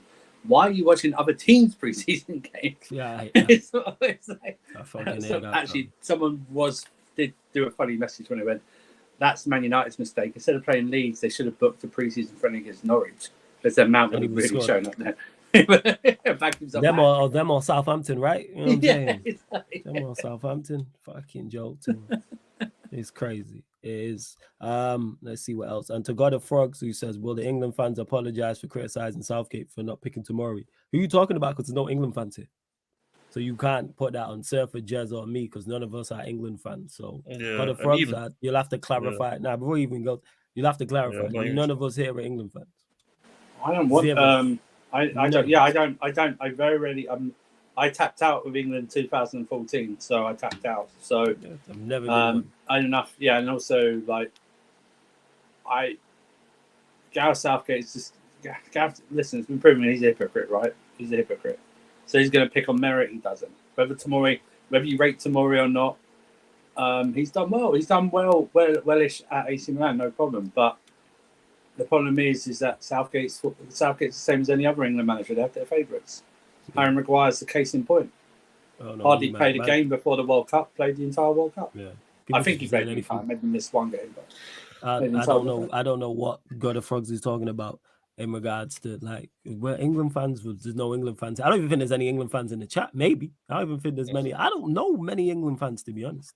Genuine England fans. I know very, very few. I don't know many Chelsea fans that are England fans, and just fans in total. Fan of England. Just fans. I just allegiance. I'm trying to remember the chat about Toney. I can't remember him ever being, because I don't like to ever being spoken about like he's the next John Terry or something like that, right? And Toney, and we got to remember, really, football Twitter really only exploded during the pandemic. Really, it really exploded. But even then, there's more hype around a Colwell than a Toney. Do you know what I mean? But that obviously helps with how social media is today, something like that. But listen, it's Gareth Southgate. It's Gareth Southgate. There was always this thing with like England managers. They didn't pick. Don't remember Flores. They didn't pick Gareth Barry. If you remember, they just didn't pick him for like ages. Or Michael Carrick for something like that. It's like, let's not pick a guy who's in the best team in the land, in Michael Carrick. Let's try and force a Steven Gerrard Lampard thing in a 2. But that would really play in a free. Just play in a free if you go. Play in a free, bro. They're going to play in a free at Chelsea, so play him in a free at England. Yeah, that's what Mourinho was going to do. Makelele, Gerrard, Lampard. That would have worked as well. That would have been fire. And to LP, who says, when you're making a visit to US/Canada, my guy, definitely. I want to reach out there beforehand, but definitely World Cup, because the World Cup's out there in 2026. So I definitely will be there in 20. Is it? Yeah, the next World Cup's 2026, right? 2026, yeah. Yeah. So 3 the next years. World Cup, definitely 110%. I'm out there for that. However, I would like to get out to US or Canada before that. So I'm just seeing out. It just depends on how things work. I think the point is that if we're still lucky enough to be speaking to each other, all of us, when I say during this time, a lot can change in 3 years. You know what I mean? It's like, I think the only one we won't be talking to is Ryan. That's it. You know what I'm saying? He's the only one. It's just Ryan. I don't think there's anything we can't patch up, but him, you know what I'm saying? I think we would try and organize something where we are near each other or staying in an Airbnb or something like that, whatever the thing is, close together maybe. But I'm going to definitely go, and I'm going to be based in Cali. I'm not moving really from Cali. So I want to watch. I'm really going to try and get some games in Cali, but I want to watch it at a normal time as well. So, no, that's fair enough. But yeah, to LP, like obviously closer to the time we'll decide all those things. I got family on the East Coast anyway. I need to go out there and see when I head over. But I definitely want to get out to the US. Definitely want to get out to Canada. Definitely want to get out to, you know what I'm saying, Mexico, because it's there as well. So, but it varies on so much how the channel's going at this point, what else I got going on in life, etc. in regards to before that. But 2026, I'm out there, 110%. Eddie's out there, Peter's out there, so man will definitely be out there. Secondly, as well, to probably be the whole gang as well. We'll be out there as well. Yeah, LP, I'm trying to get out there hopefully beforehand. Yeah, I might not be for me. I might not be able to go everywhere. But I'm definitely it's one of them. Too closer to the time we'll decide. I'm not even looking at this also just a link up. Like I want to get, if I get to a couple games, cool. I'm just going for the vibes. You know what I'm saying? If we all watching a game, we obviously will live stream the occasional one. But us somewhere at our bar watching all the games will be hilarious. Yeah, that's my thing. I was like, if I don't get tickets, I'll still go regardless. Innit? That's my. Yeah, I'm going over there. I'll get tickets. And I'm hoping Jamaica make it as well. Like that's what I'm hoping. Yeah, like Trinidad. Even the Euros, like find myself a Trinidad game. That's what I want. I'm gonna get that. Because even for me, like even if we go, because obviously Euros is in Germany, and obviously if it's not hard for me to get a place to sleep in Germany, like it's very easy. Yeah. So even if I don't get a ticket, like I was planning to, I'm just going there for the vibes because it's in the summer. Germany, you're doing the summer as elite, like it's way better than England. So it's like, it's just a good place to be there. So I'm trying to do something similar like that if I don't get tickets. Yeah, man, 100%. I hear you. Jason says, Flawless, why don't you rate Mount and Bruno as a preference thing? No, because I don't have a preference. I either rate you or I don't. I don't need a specific. You don't have to be a specific player for me to rate you or not rate you. Like, is there specific things that I prefer? Yes. The reason why I don't rate Mount and Bruno, one, neither of them passed the eye test. You know what I'm saying? Neither of them passed the eye test, both horrible. Mount doesn't pass the stat test either. And for attacking players, all their best attributes are off the ball. That's how you know they're not that good. The first thing we went, all of their best attributes, and ironically, this is why I wouldn't sell them because people hear me. And when I was on the terrace and me and Terry was going back and forth about this, and then someone who was on that show joined over here, and then we was discussing it back and forth. And then obviously, shout out to Terry, shout out to Terrace. I didn't have time to fully give my argument because, you know, there's 5 other people on the show as well. But then when I fully gave the argument, he fully understood what I was saying because he's like, oh, you'd saying you'd sell him. No, them man are spoilers and you need them. But I'm never going to hype up a spoiler, number one. And number two, I'm never going to want a spoiler in my first 11. And when I say a spoiler, people, that's someone who stops the other opposition from playing. You know what I'm saying? And I have no issue with spoilers. When I play ball, I'm a DM. Guess what I am? A spoiler. I disrupt. Yeah, I can get on the ball and play, but my job there as a DM is to screen, intercept, double up. When we play pro clubs, I do the same thing. I'm a spoiler. So this ain't a shot at them, but that's me being more of a defensive-minded player. But back to the original point, that's my issue. We talk about attacking players and all their best attributes are off the ball. Like I said, both horrible on the eye test because both of them don't take care with passes. None of them take care with passes. Neither of them. And when I say take care with passes, people need to get this out their mind frame. Because me and Terry was having this conversation and he was listing all these stats that Bruno's had for, like, in terms of chances created. Most chances, most progressive passes, most chances leading to shots. There was a few other things he named. None of those stats determine the quality of the pass. Me and Jez can be playing in a midfield pivot and we both play 20 progressive passes and we both have 100% success rate. My 20 passes could be terrible though, into the attacking players, into the 10, into the wide players that overhit, or the attacker has to take an extra touch, or they get fouled, or it puts they can't shoot straight away, etc. There's so many things. Like people think there's no stat for quality of pass apart from assists. Assists also other than that, before you go, sir, than that, that's it. And like I said, stat test Mount don't pass because you see it. He's got 8 open play assists in 4 seasons. He's got however many goals. All right, Bruno passes that stat test. And like I said, all the best attributes are off the ball. Them man are spoilers. Them man are new age Park Ji-sung. And for those that don't know, I'm a big fan of Park Ji-sung. Park Ji-sung played his role for Manchester United. Darren Fletcher, same as spoilers. But them man were never first teamers. People need to get this out their mind because you can go look at the numbers and see their appearances. They had roles. John O'Shea was a spoiler. Phil Neville was a spoiler. And you need them type of players, cool. But they're not first teamers. They shouldn't be starting week in, week out for your team if you're trying to compete for Premier Leagues and Champions Leagues. And that comes back to this, and this makes my point here. What Van says, I think you'll go to appreciate his attributes, especially in the big games, away games, which is where we struggle. My point exactly. Off the ball, being a spoiler, when we're having less of the ball. That's when Mount and Bruno are going to be at their best. Play Mount wide right, wide left if there's an attacking fullback. Cool. You know what I'm saying? Or play them central if you're trying to stop a deep. Say we play in Chelsea and you say to Mount, yeah, stop Enzo. Calm. Or you say to him, we're playing Liverpool, stop Thiago. Or we're playing City, stop Bruno. Or not Bruno, De Bruyne or Bernardo Silva or Gundogan. Cool.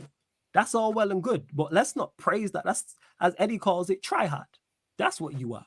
Which is cool, they're needed. But I'm not hyping that up. You know, like what we do, you can go find, that's easy to find. That's not £60 million worth of players to go find someone who's a spoiler. Bro, you had it, Fred. You know what I'm saying? Fred's literally that.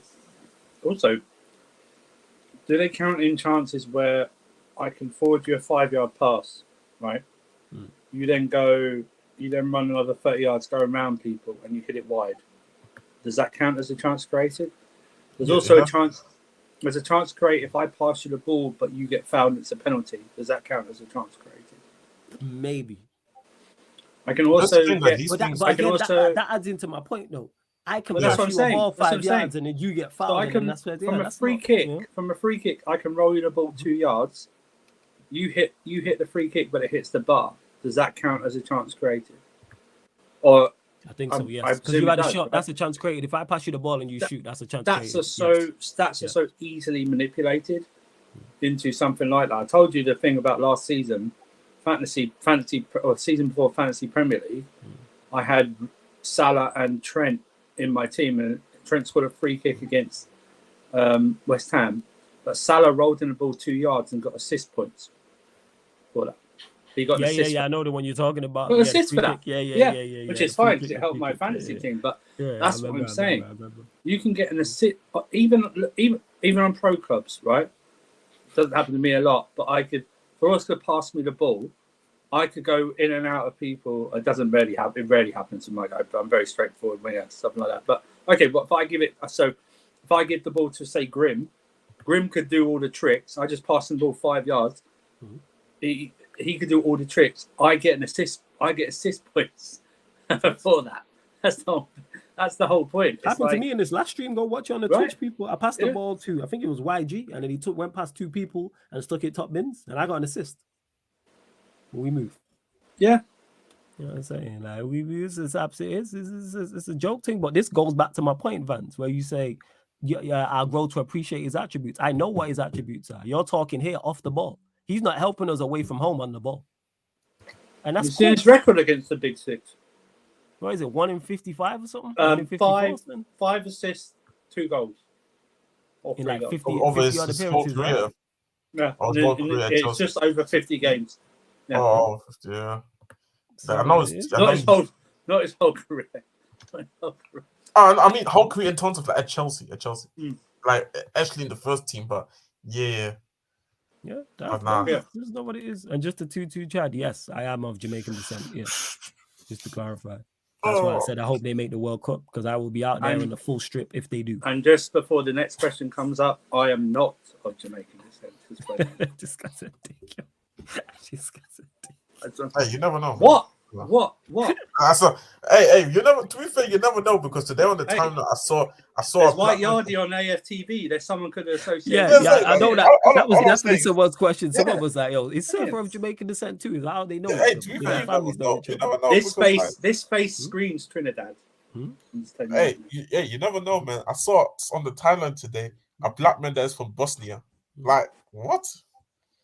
Yeah, facts. He says, but eye test is subjective depending on what you like. Bruno is hands down a creative player. Are you serious? We miss him when he doesn't play. A lot of Bruno's assists are very and are very good passing. Don't take away from his assists. Like, if you was paying attention to what I said, I don't take away from his. I legit said the only stat that I put bearing on quality of passes is assists. That's the only thing I defend. So I've never heard and said Bruno is not, doesn't get assists, doesn't create the chances. He doesn't do it to the level. He's too wasteful for my liking. You said I tested subjective. Point. You rate Bruno, I don't. Because when we start rating him against top midfielders, he's not better than anybody.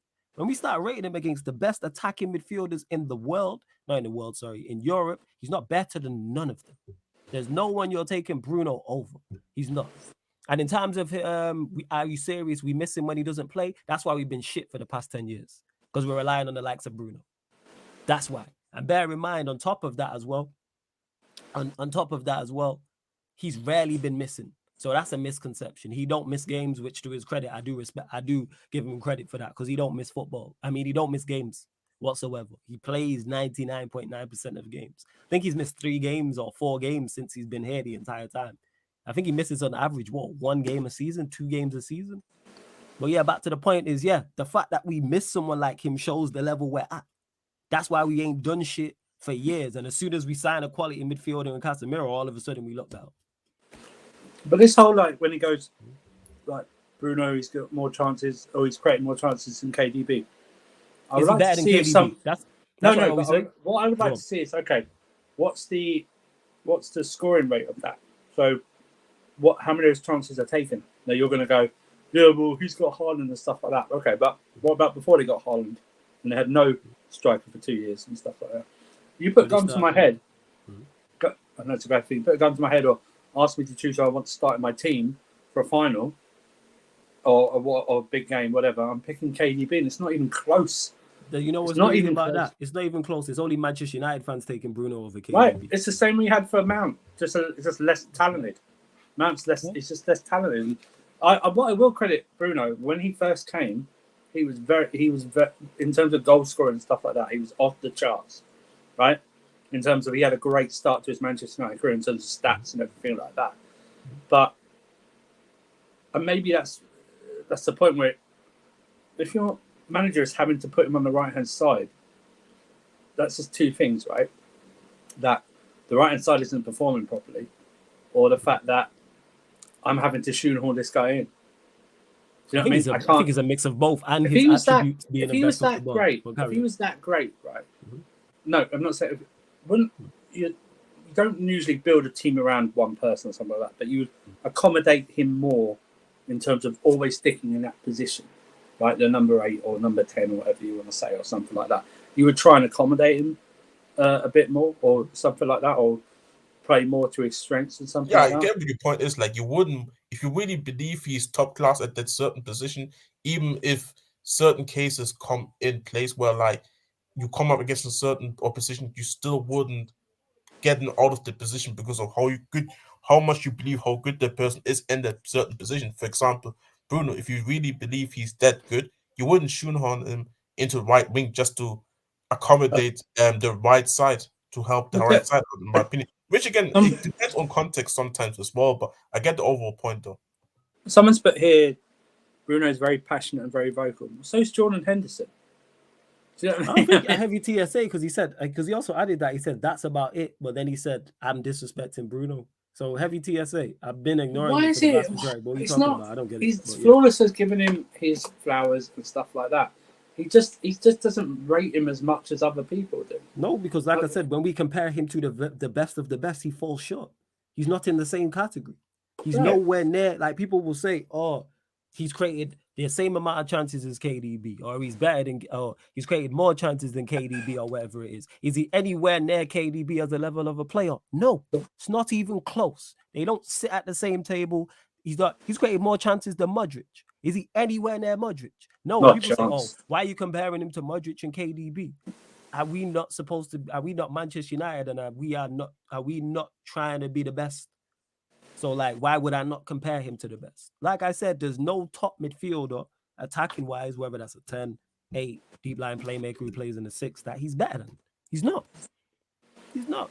I don't think he's bad. Don't get him mistaken. People hear me talk about him and say, oh, you think he's bad? No, I've said it before. He's the new age Park Ji-sung. I've been an advocate, and you can go watch streams. When we've played big games away from home, I've said, play Bruno out wide right. Before we played Manchester City, I said, play him wide right.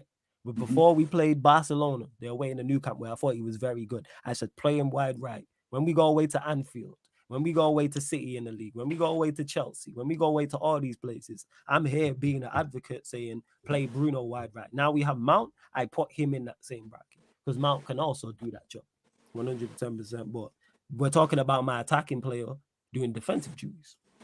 Very similar to Park Ji-sung. That don't mean he can't create. That don't mean he can't score goals because Park Ji-sung created. Park Ji-sung scored goals. Nowhere to the extent and the level of Bruno has. Bruno's are much better in terms of output. But like I said, people say, oh, we miss him. He's done. This is why we ain't done shit with him here. What has the team won since he's been here? All of a sudden, Casemiro comes in, who's twice the player he is. And all of a sudden, we would look miles better, have a very good season, exceed all my expectations, and win a trophy. Because Casemiro's the level, that's why. And I'm not comparing the two, I'm just talking about levels overall. But hey, innit? You know, let's stick with Bruno, and as long as he gets goals and assists and we do shit, it's okay, innit? Because what it is, when Manchester United do well, it's all hell and all praise Bruno. But when we do bad, it's everybody else's fault. Don't like that.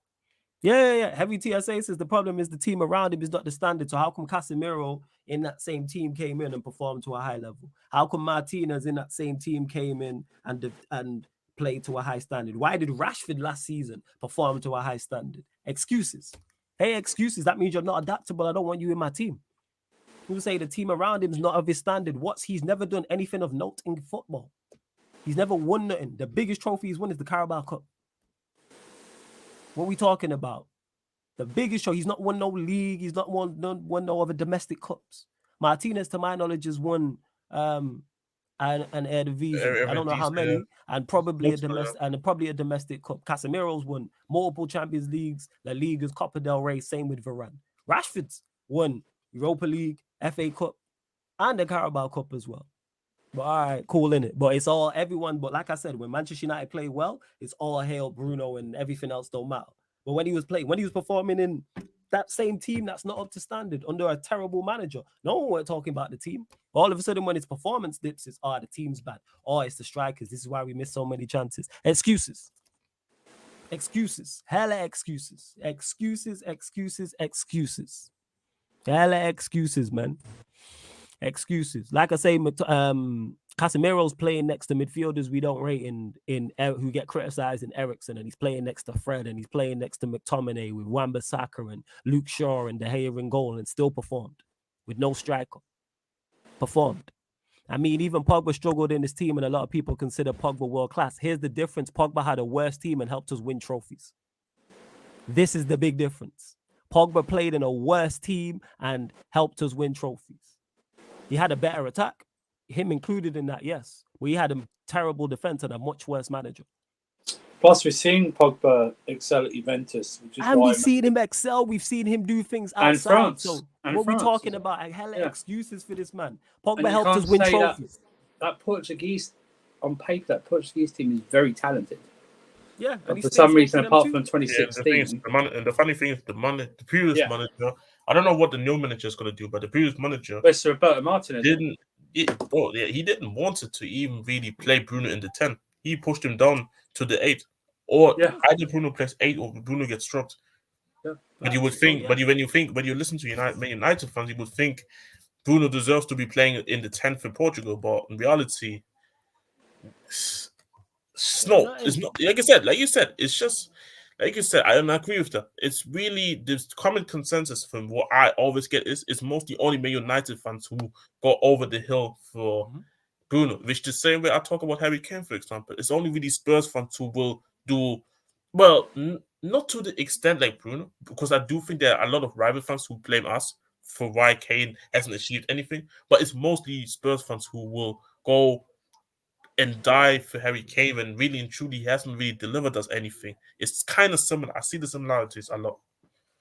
Right. No, that's legit it. Because like you said, you're right. Pogba struggled, but Pogba helped us win trophies. If Bruno helps us win trophies, guess what? I shut up.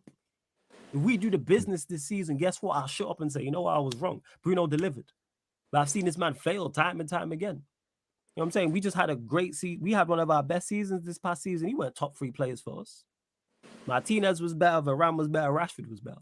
Ironic, you're not top 3. All those 3 were much better than you. You did have, oh shit, I even mentioned Casemiro. 4, thank you. You know what I'm saying? All much better than you. Varane was better than you in terms of level. Casemiro was more consistent than you. Martinez was much consistent than you, and then so was Rashford. So you were even top 4 in a season we had success in. I watched Pogba help us win trophies. He contributed. I'm saying, don't give me goals and assists. Because I watched Van Nistelrooy do that, and he was sold, and we went and kicked on for better things. Like I said, there's always excuses with this guy. And it'll be the same, like I keep saying, it'll be the same this season just gone. When United perform well, he'll get praise. But then when we perform poorly, it's everybody else's fault, and he takes no blame. No, I'm portioning out blame to everybody. And he's a major reason as to why we are unsuccessful and have been unsuccessful. Because he is one of our better players. I do agree with that. But the fact that he's one of our better players is why we've been a top 4 side. Because that's what where was he in the Europa League final? Oh, so many games where he's disappeared. Oh, don't talk about Bruno in big games. Oh, Jesus. Oh my. Let's not even go there. Let's not even talk about him in big Premier League games away from home. Because home games, I'll give him his credit. But big Premier League games away from home and European games away from home. Away from different. I'm saying. Because all them people like to say, we perform much worse without him. When he's played, he's been a part of some of our most embarrassing defeats. He's been there. Did he play against Liverpool away? Yes, of course he did. City away? He did. City away? Of course. Yes. All our worst defeats, he's there. Brentford away. Brentford away? There. Yes. 100%. He doesn't get injured, so he obviously is there. He's there. You know what I'm saying? And that. He's there. And to Ibrahim, who says Pogba helped Bruno, but can you say Bruno helped Pogba? Pogba was more successful without Bruno. Because he won 2 trophies before he got here. And then there was a better team. I think he said that when Pogba was there, Pogba helped Bruno. But I don't think he's saying Bruno did Bruno the other way around. Did he help Pogba? No, because the performances got worse. I think also Pogba was injured a lot the last couple of years of United, wasn't he? So Like, he had a lot of injuries in the last couple of years at United before he left again. And even now, he's suffering from injuries. And to Mohammed, who says, Flawless, you criticize Bruno too much, but Rashford had one good season. This guy gets away because he's homegrown. Me, who criticized Rashford last season, see, that's why Surf is shaking his head, because he mentioned in regards to flipping it back, and we're talking about going to the World Cup. And like us, like we've been talking here, Eddie popped up. Membership has been here for 2 years. So me and Surf have been talking for even longer than that. That's why he shook his head. Jez has been here this longer as well. Me, who was an advocate and saying sell Rashford. I was on this channel saying sell Rashford last season. He was criticizing Rashford when Rashford was getting an MBE. Then the whole Juventus. You know what I mean? Man was getting an criticized MBE. Rashford when he was getting an MBE. And Rashford but Mike more than bread. Yeah. Like, but he wasn't letting charity get in the way of football criticism. Do you know what I mean? He was going, sell him. Yeah, great for your charity, but sell him. Yeah. Hey, but you know what it is again? What people do then? Assuming certain things that like the narratives. But again, instead of actually trying to understand people by actually asking them questions, okay, how do you feel about this guy and this guy? Don't assume certain things. People just presume shit. Like, ask me, and it's cool, Mohammed, because you're not new here, because I've seen you in the chat before, so big up for always supporting, but don't do that. I'm talking about he gets away with it. When I'm critical of everybody, there's no Manchester United footballer I have not been critical of in this team, apart from Martinez, because he's the only one who didn't. When Casemiro went through that spell of getting sent off, I was one of the few Manchester United fans who was out here saying, no, that's on Casemiro. When people were blaming VAR and blaming the referee and blaming the opposition players, I was the one saying, and it's on here, it's on Battle of the North, and where to Hassam, he was like, United fans are lucky that Flawless is here representing, where I blamed him. Because I said the tackle against Southampton, he didn't need to make. When he grabbed Will Hughes around the neck, he didn't need to do that. And Casemiro, one of my favorite players at United. But there's no player, don't put that. This is from Twitter. Don't put that on me, because I criticize everybody. Plus, Rashford is also... Let's not do that. Rashford's stats since, is it late Feb, early March, is like, then it's not good. Rashford's stats from the end of the season. He did all his good work in the early part of the season for the World Cup. I criticized him at times. Exactly, that's what I'm saying. And to Vans, I killed his dead because he says, but Flawless, Bruno in his position stands out, just as you mentioned, Leacher and Casemiro, and he was stand out before they signed. It's the whole team that doesn't consistently function properly. This is incorrect, because we can compare Martinez. I killed his dead right now.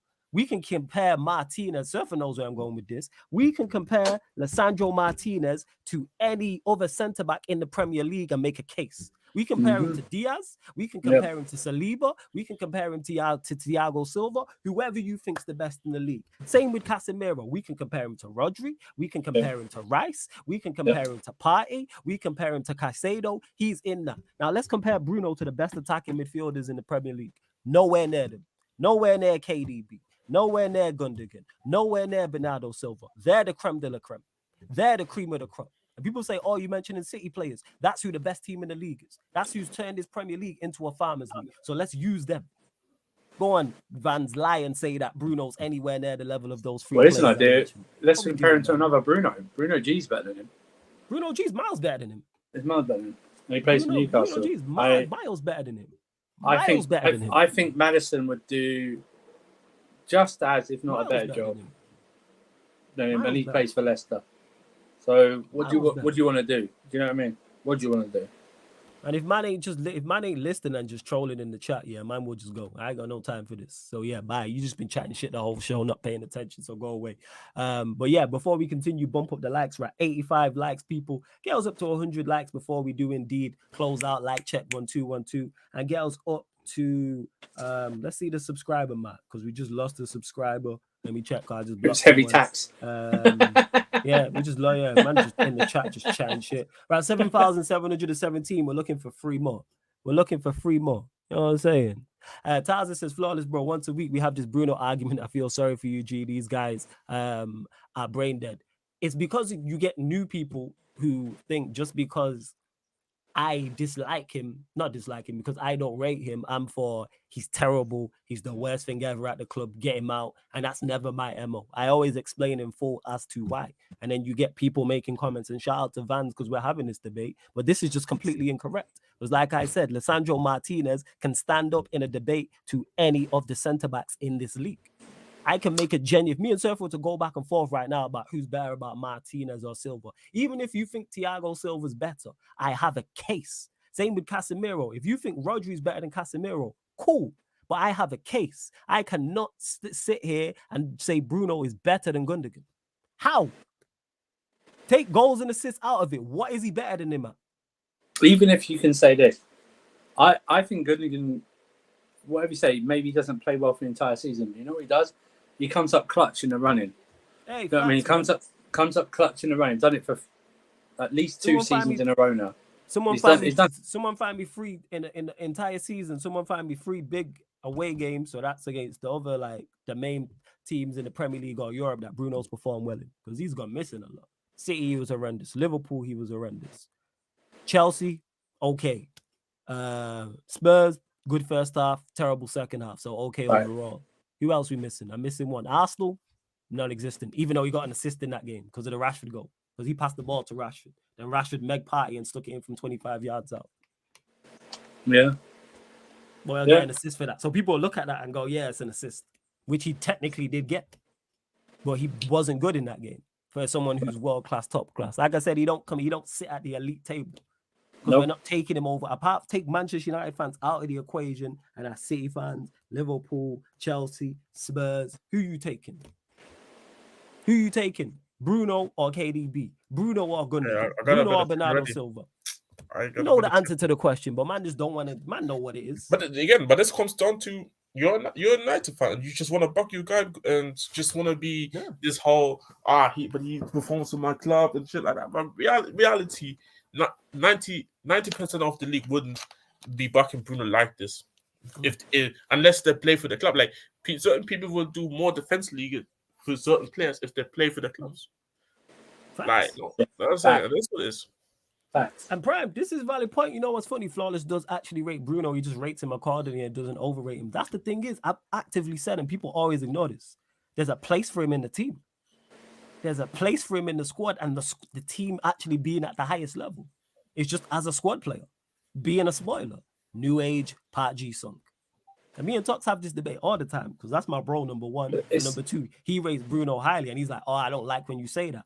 But me and Tox are the same age. He knows I'm right on that. He knows I'm right on that. He's just like, just don't say it.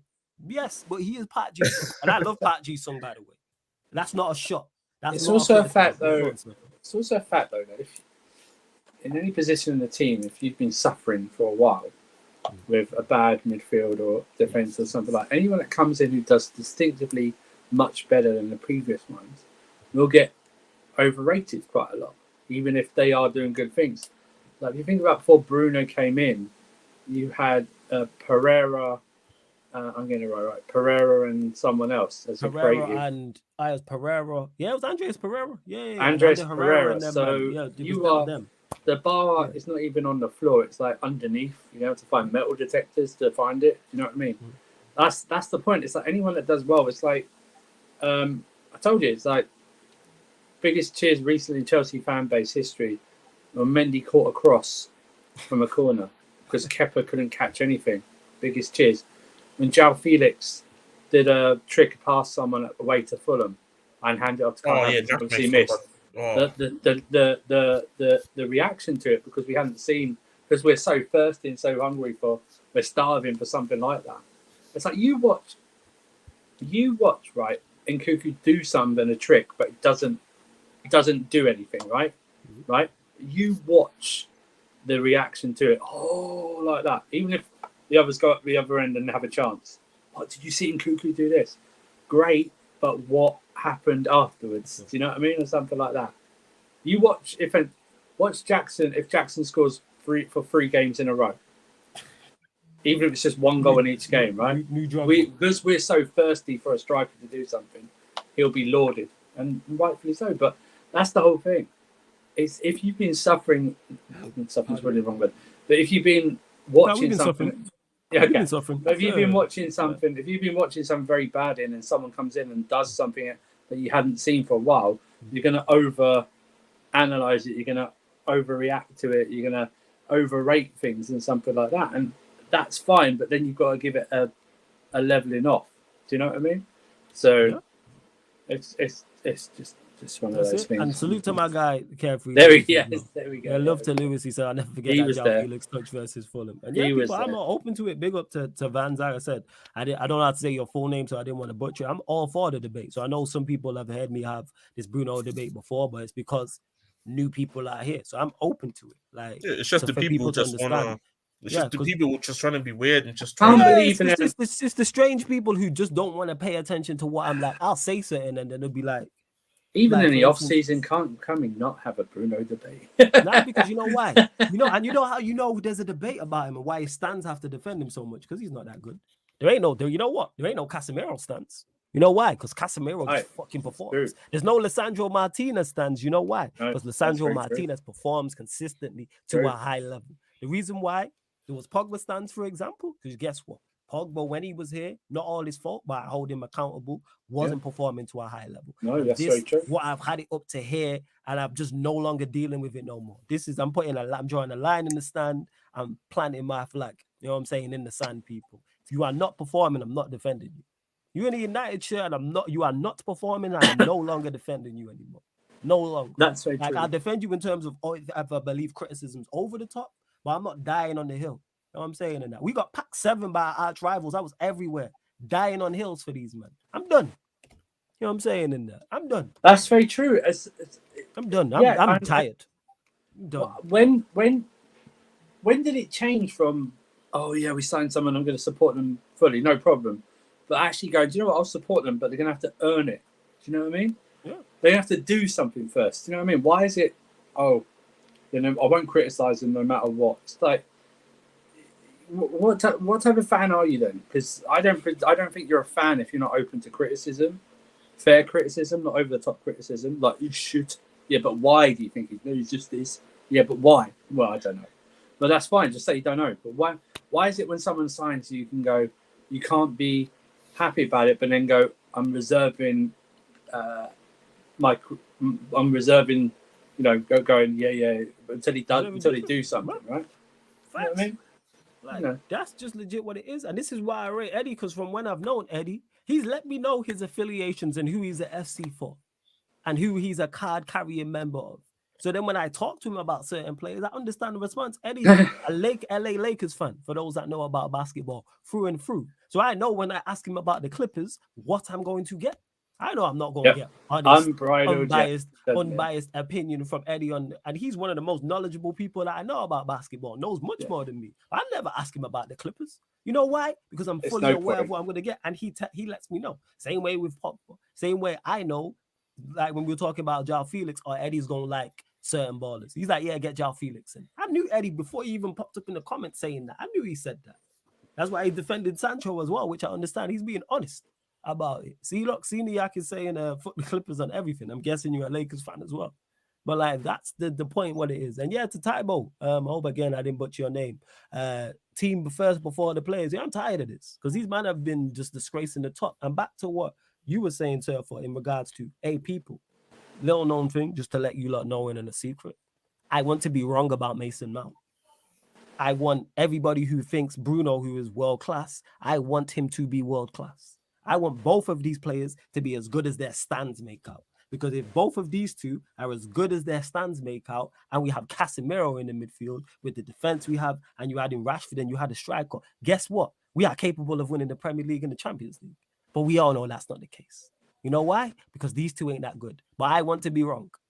I want Mount to get 20 goals, 10, 20 open play assists this season. I want Bruno to do both stat test and eye test.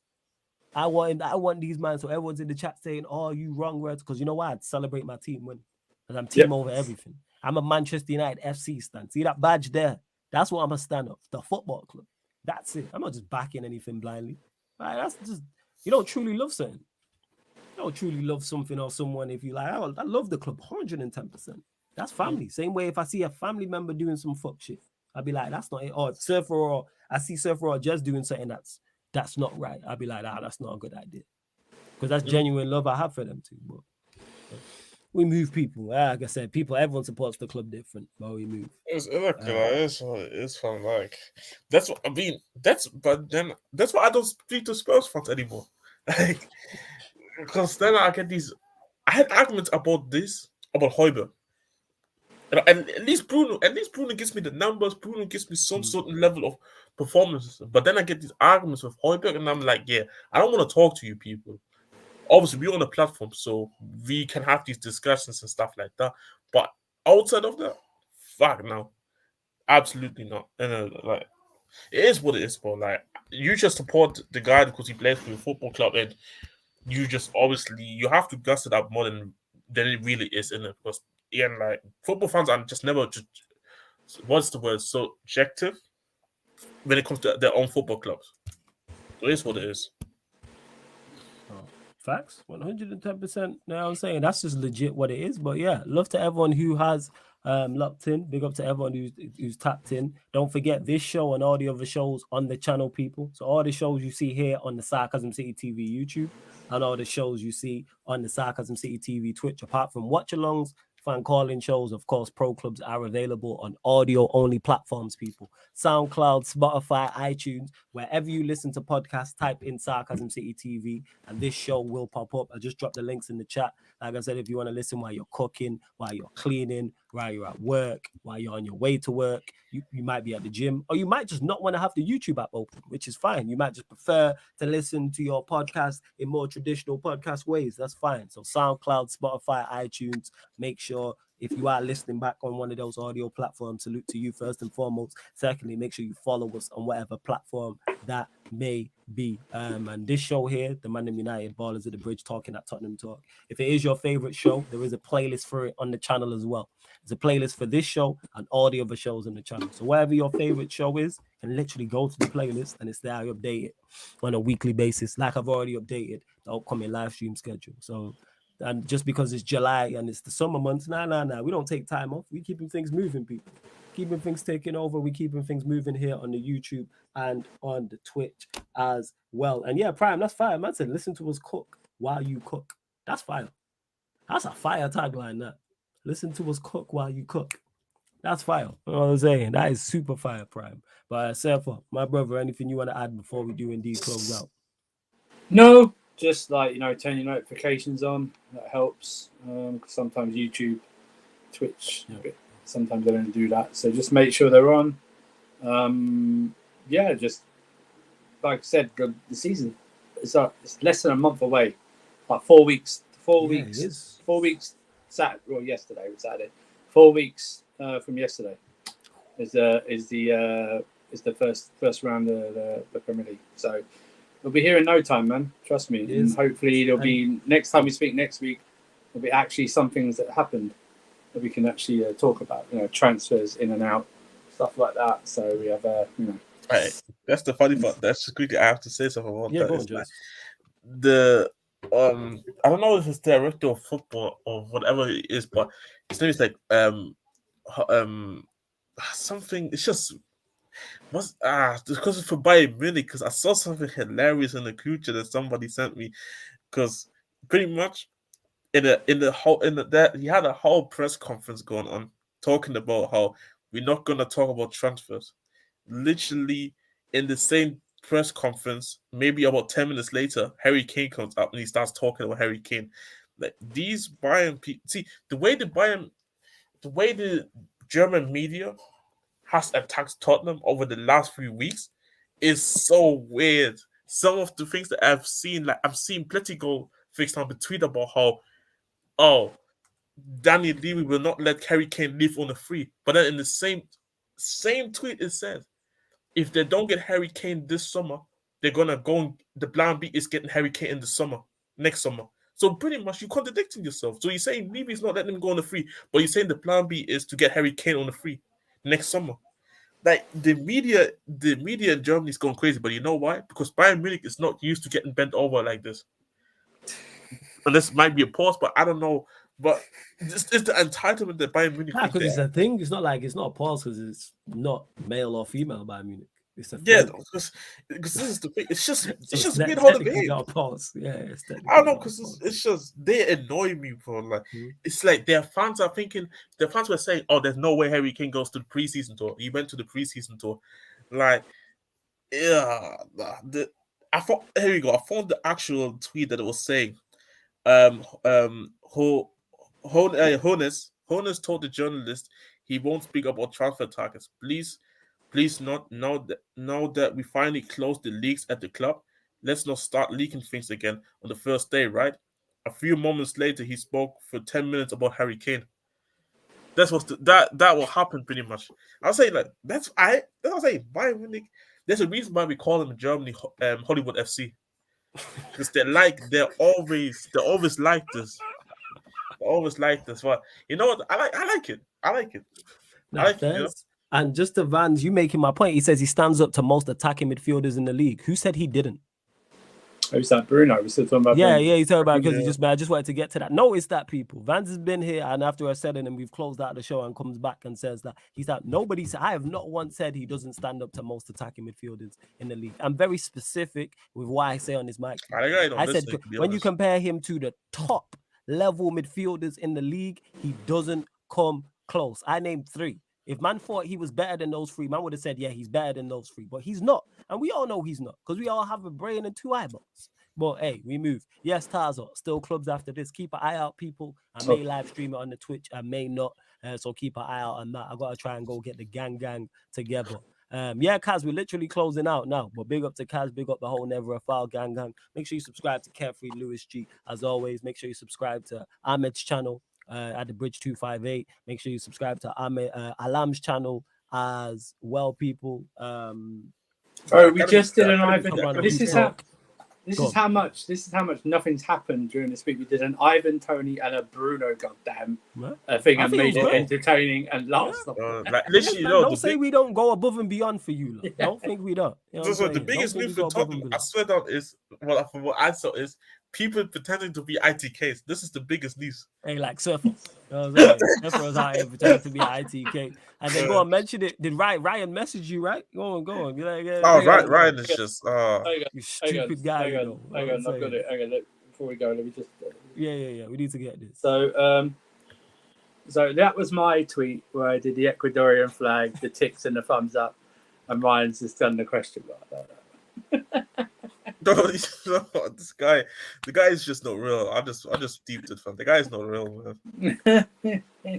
Idiot. But anyways, love to everyone that's locked in. We're back tomorrow. Sarcasm City Sports Q&A, midnight. People sort of start at the same time as this show, where we answer all your sporting questions, not just Manchester United, Chelsea, Tottenham Hotspur related. You'll probably get pro clubs earlier on, you know what I'm saying? So love to everyone that's locked in. Maybe GTA, I need to shout my guy, Cams as well, big up Liverpool Cams, but we are indeed closing out as well. Don't say we don't go above and beyond for you, like 2-hour shows, you know what I'm saying? Late one, obviously, if you're in the UK time zone or a time zone similar to it. And to Red Devil, he says, but Bruno's still no squad player though. Well, that's your opinion. I think he is, because if we sign Frankie de Jong, he's our worst midfielder, but we move, or we sign a player of quality.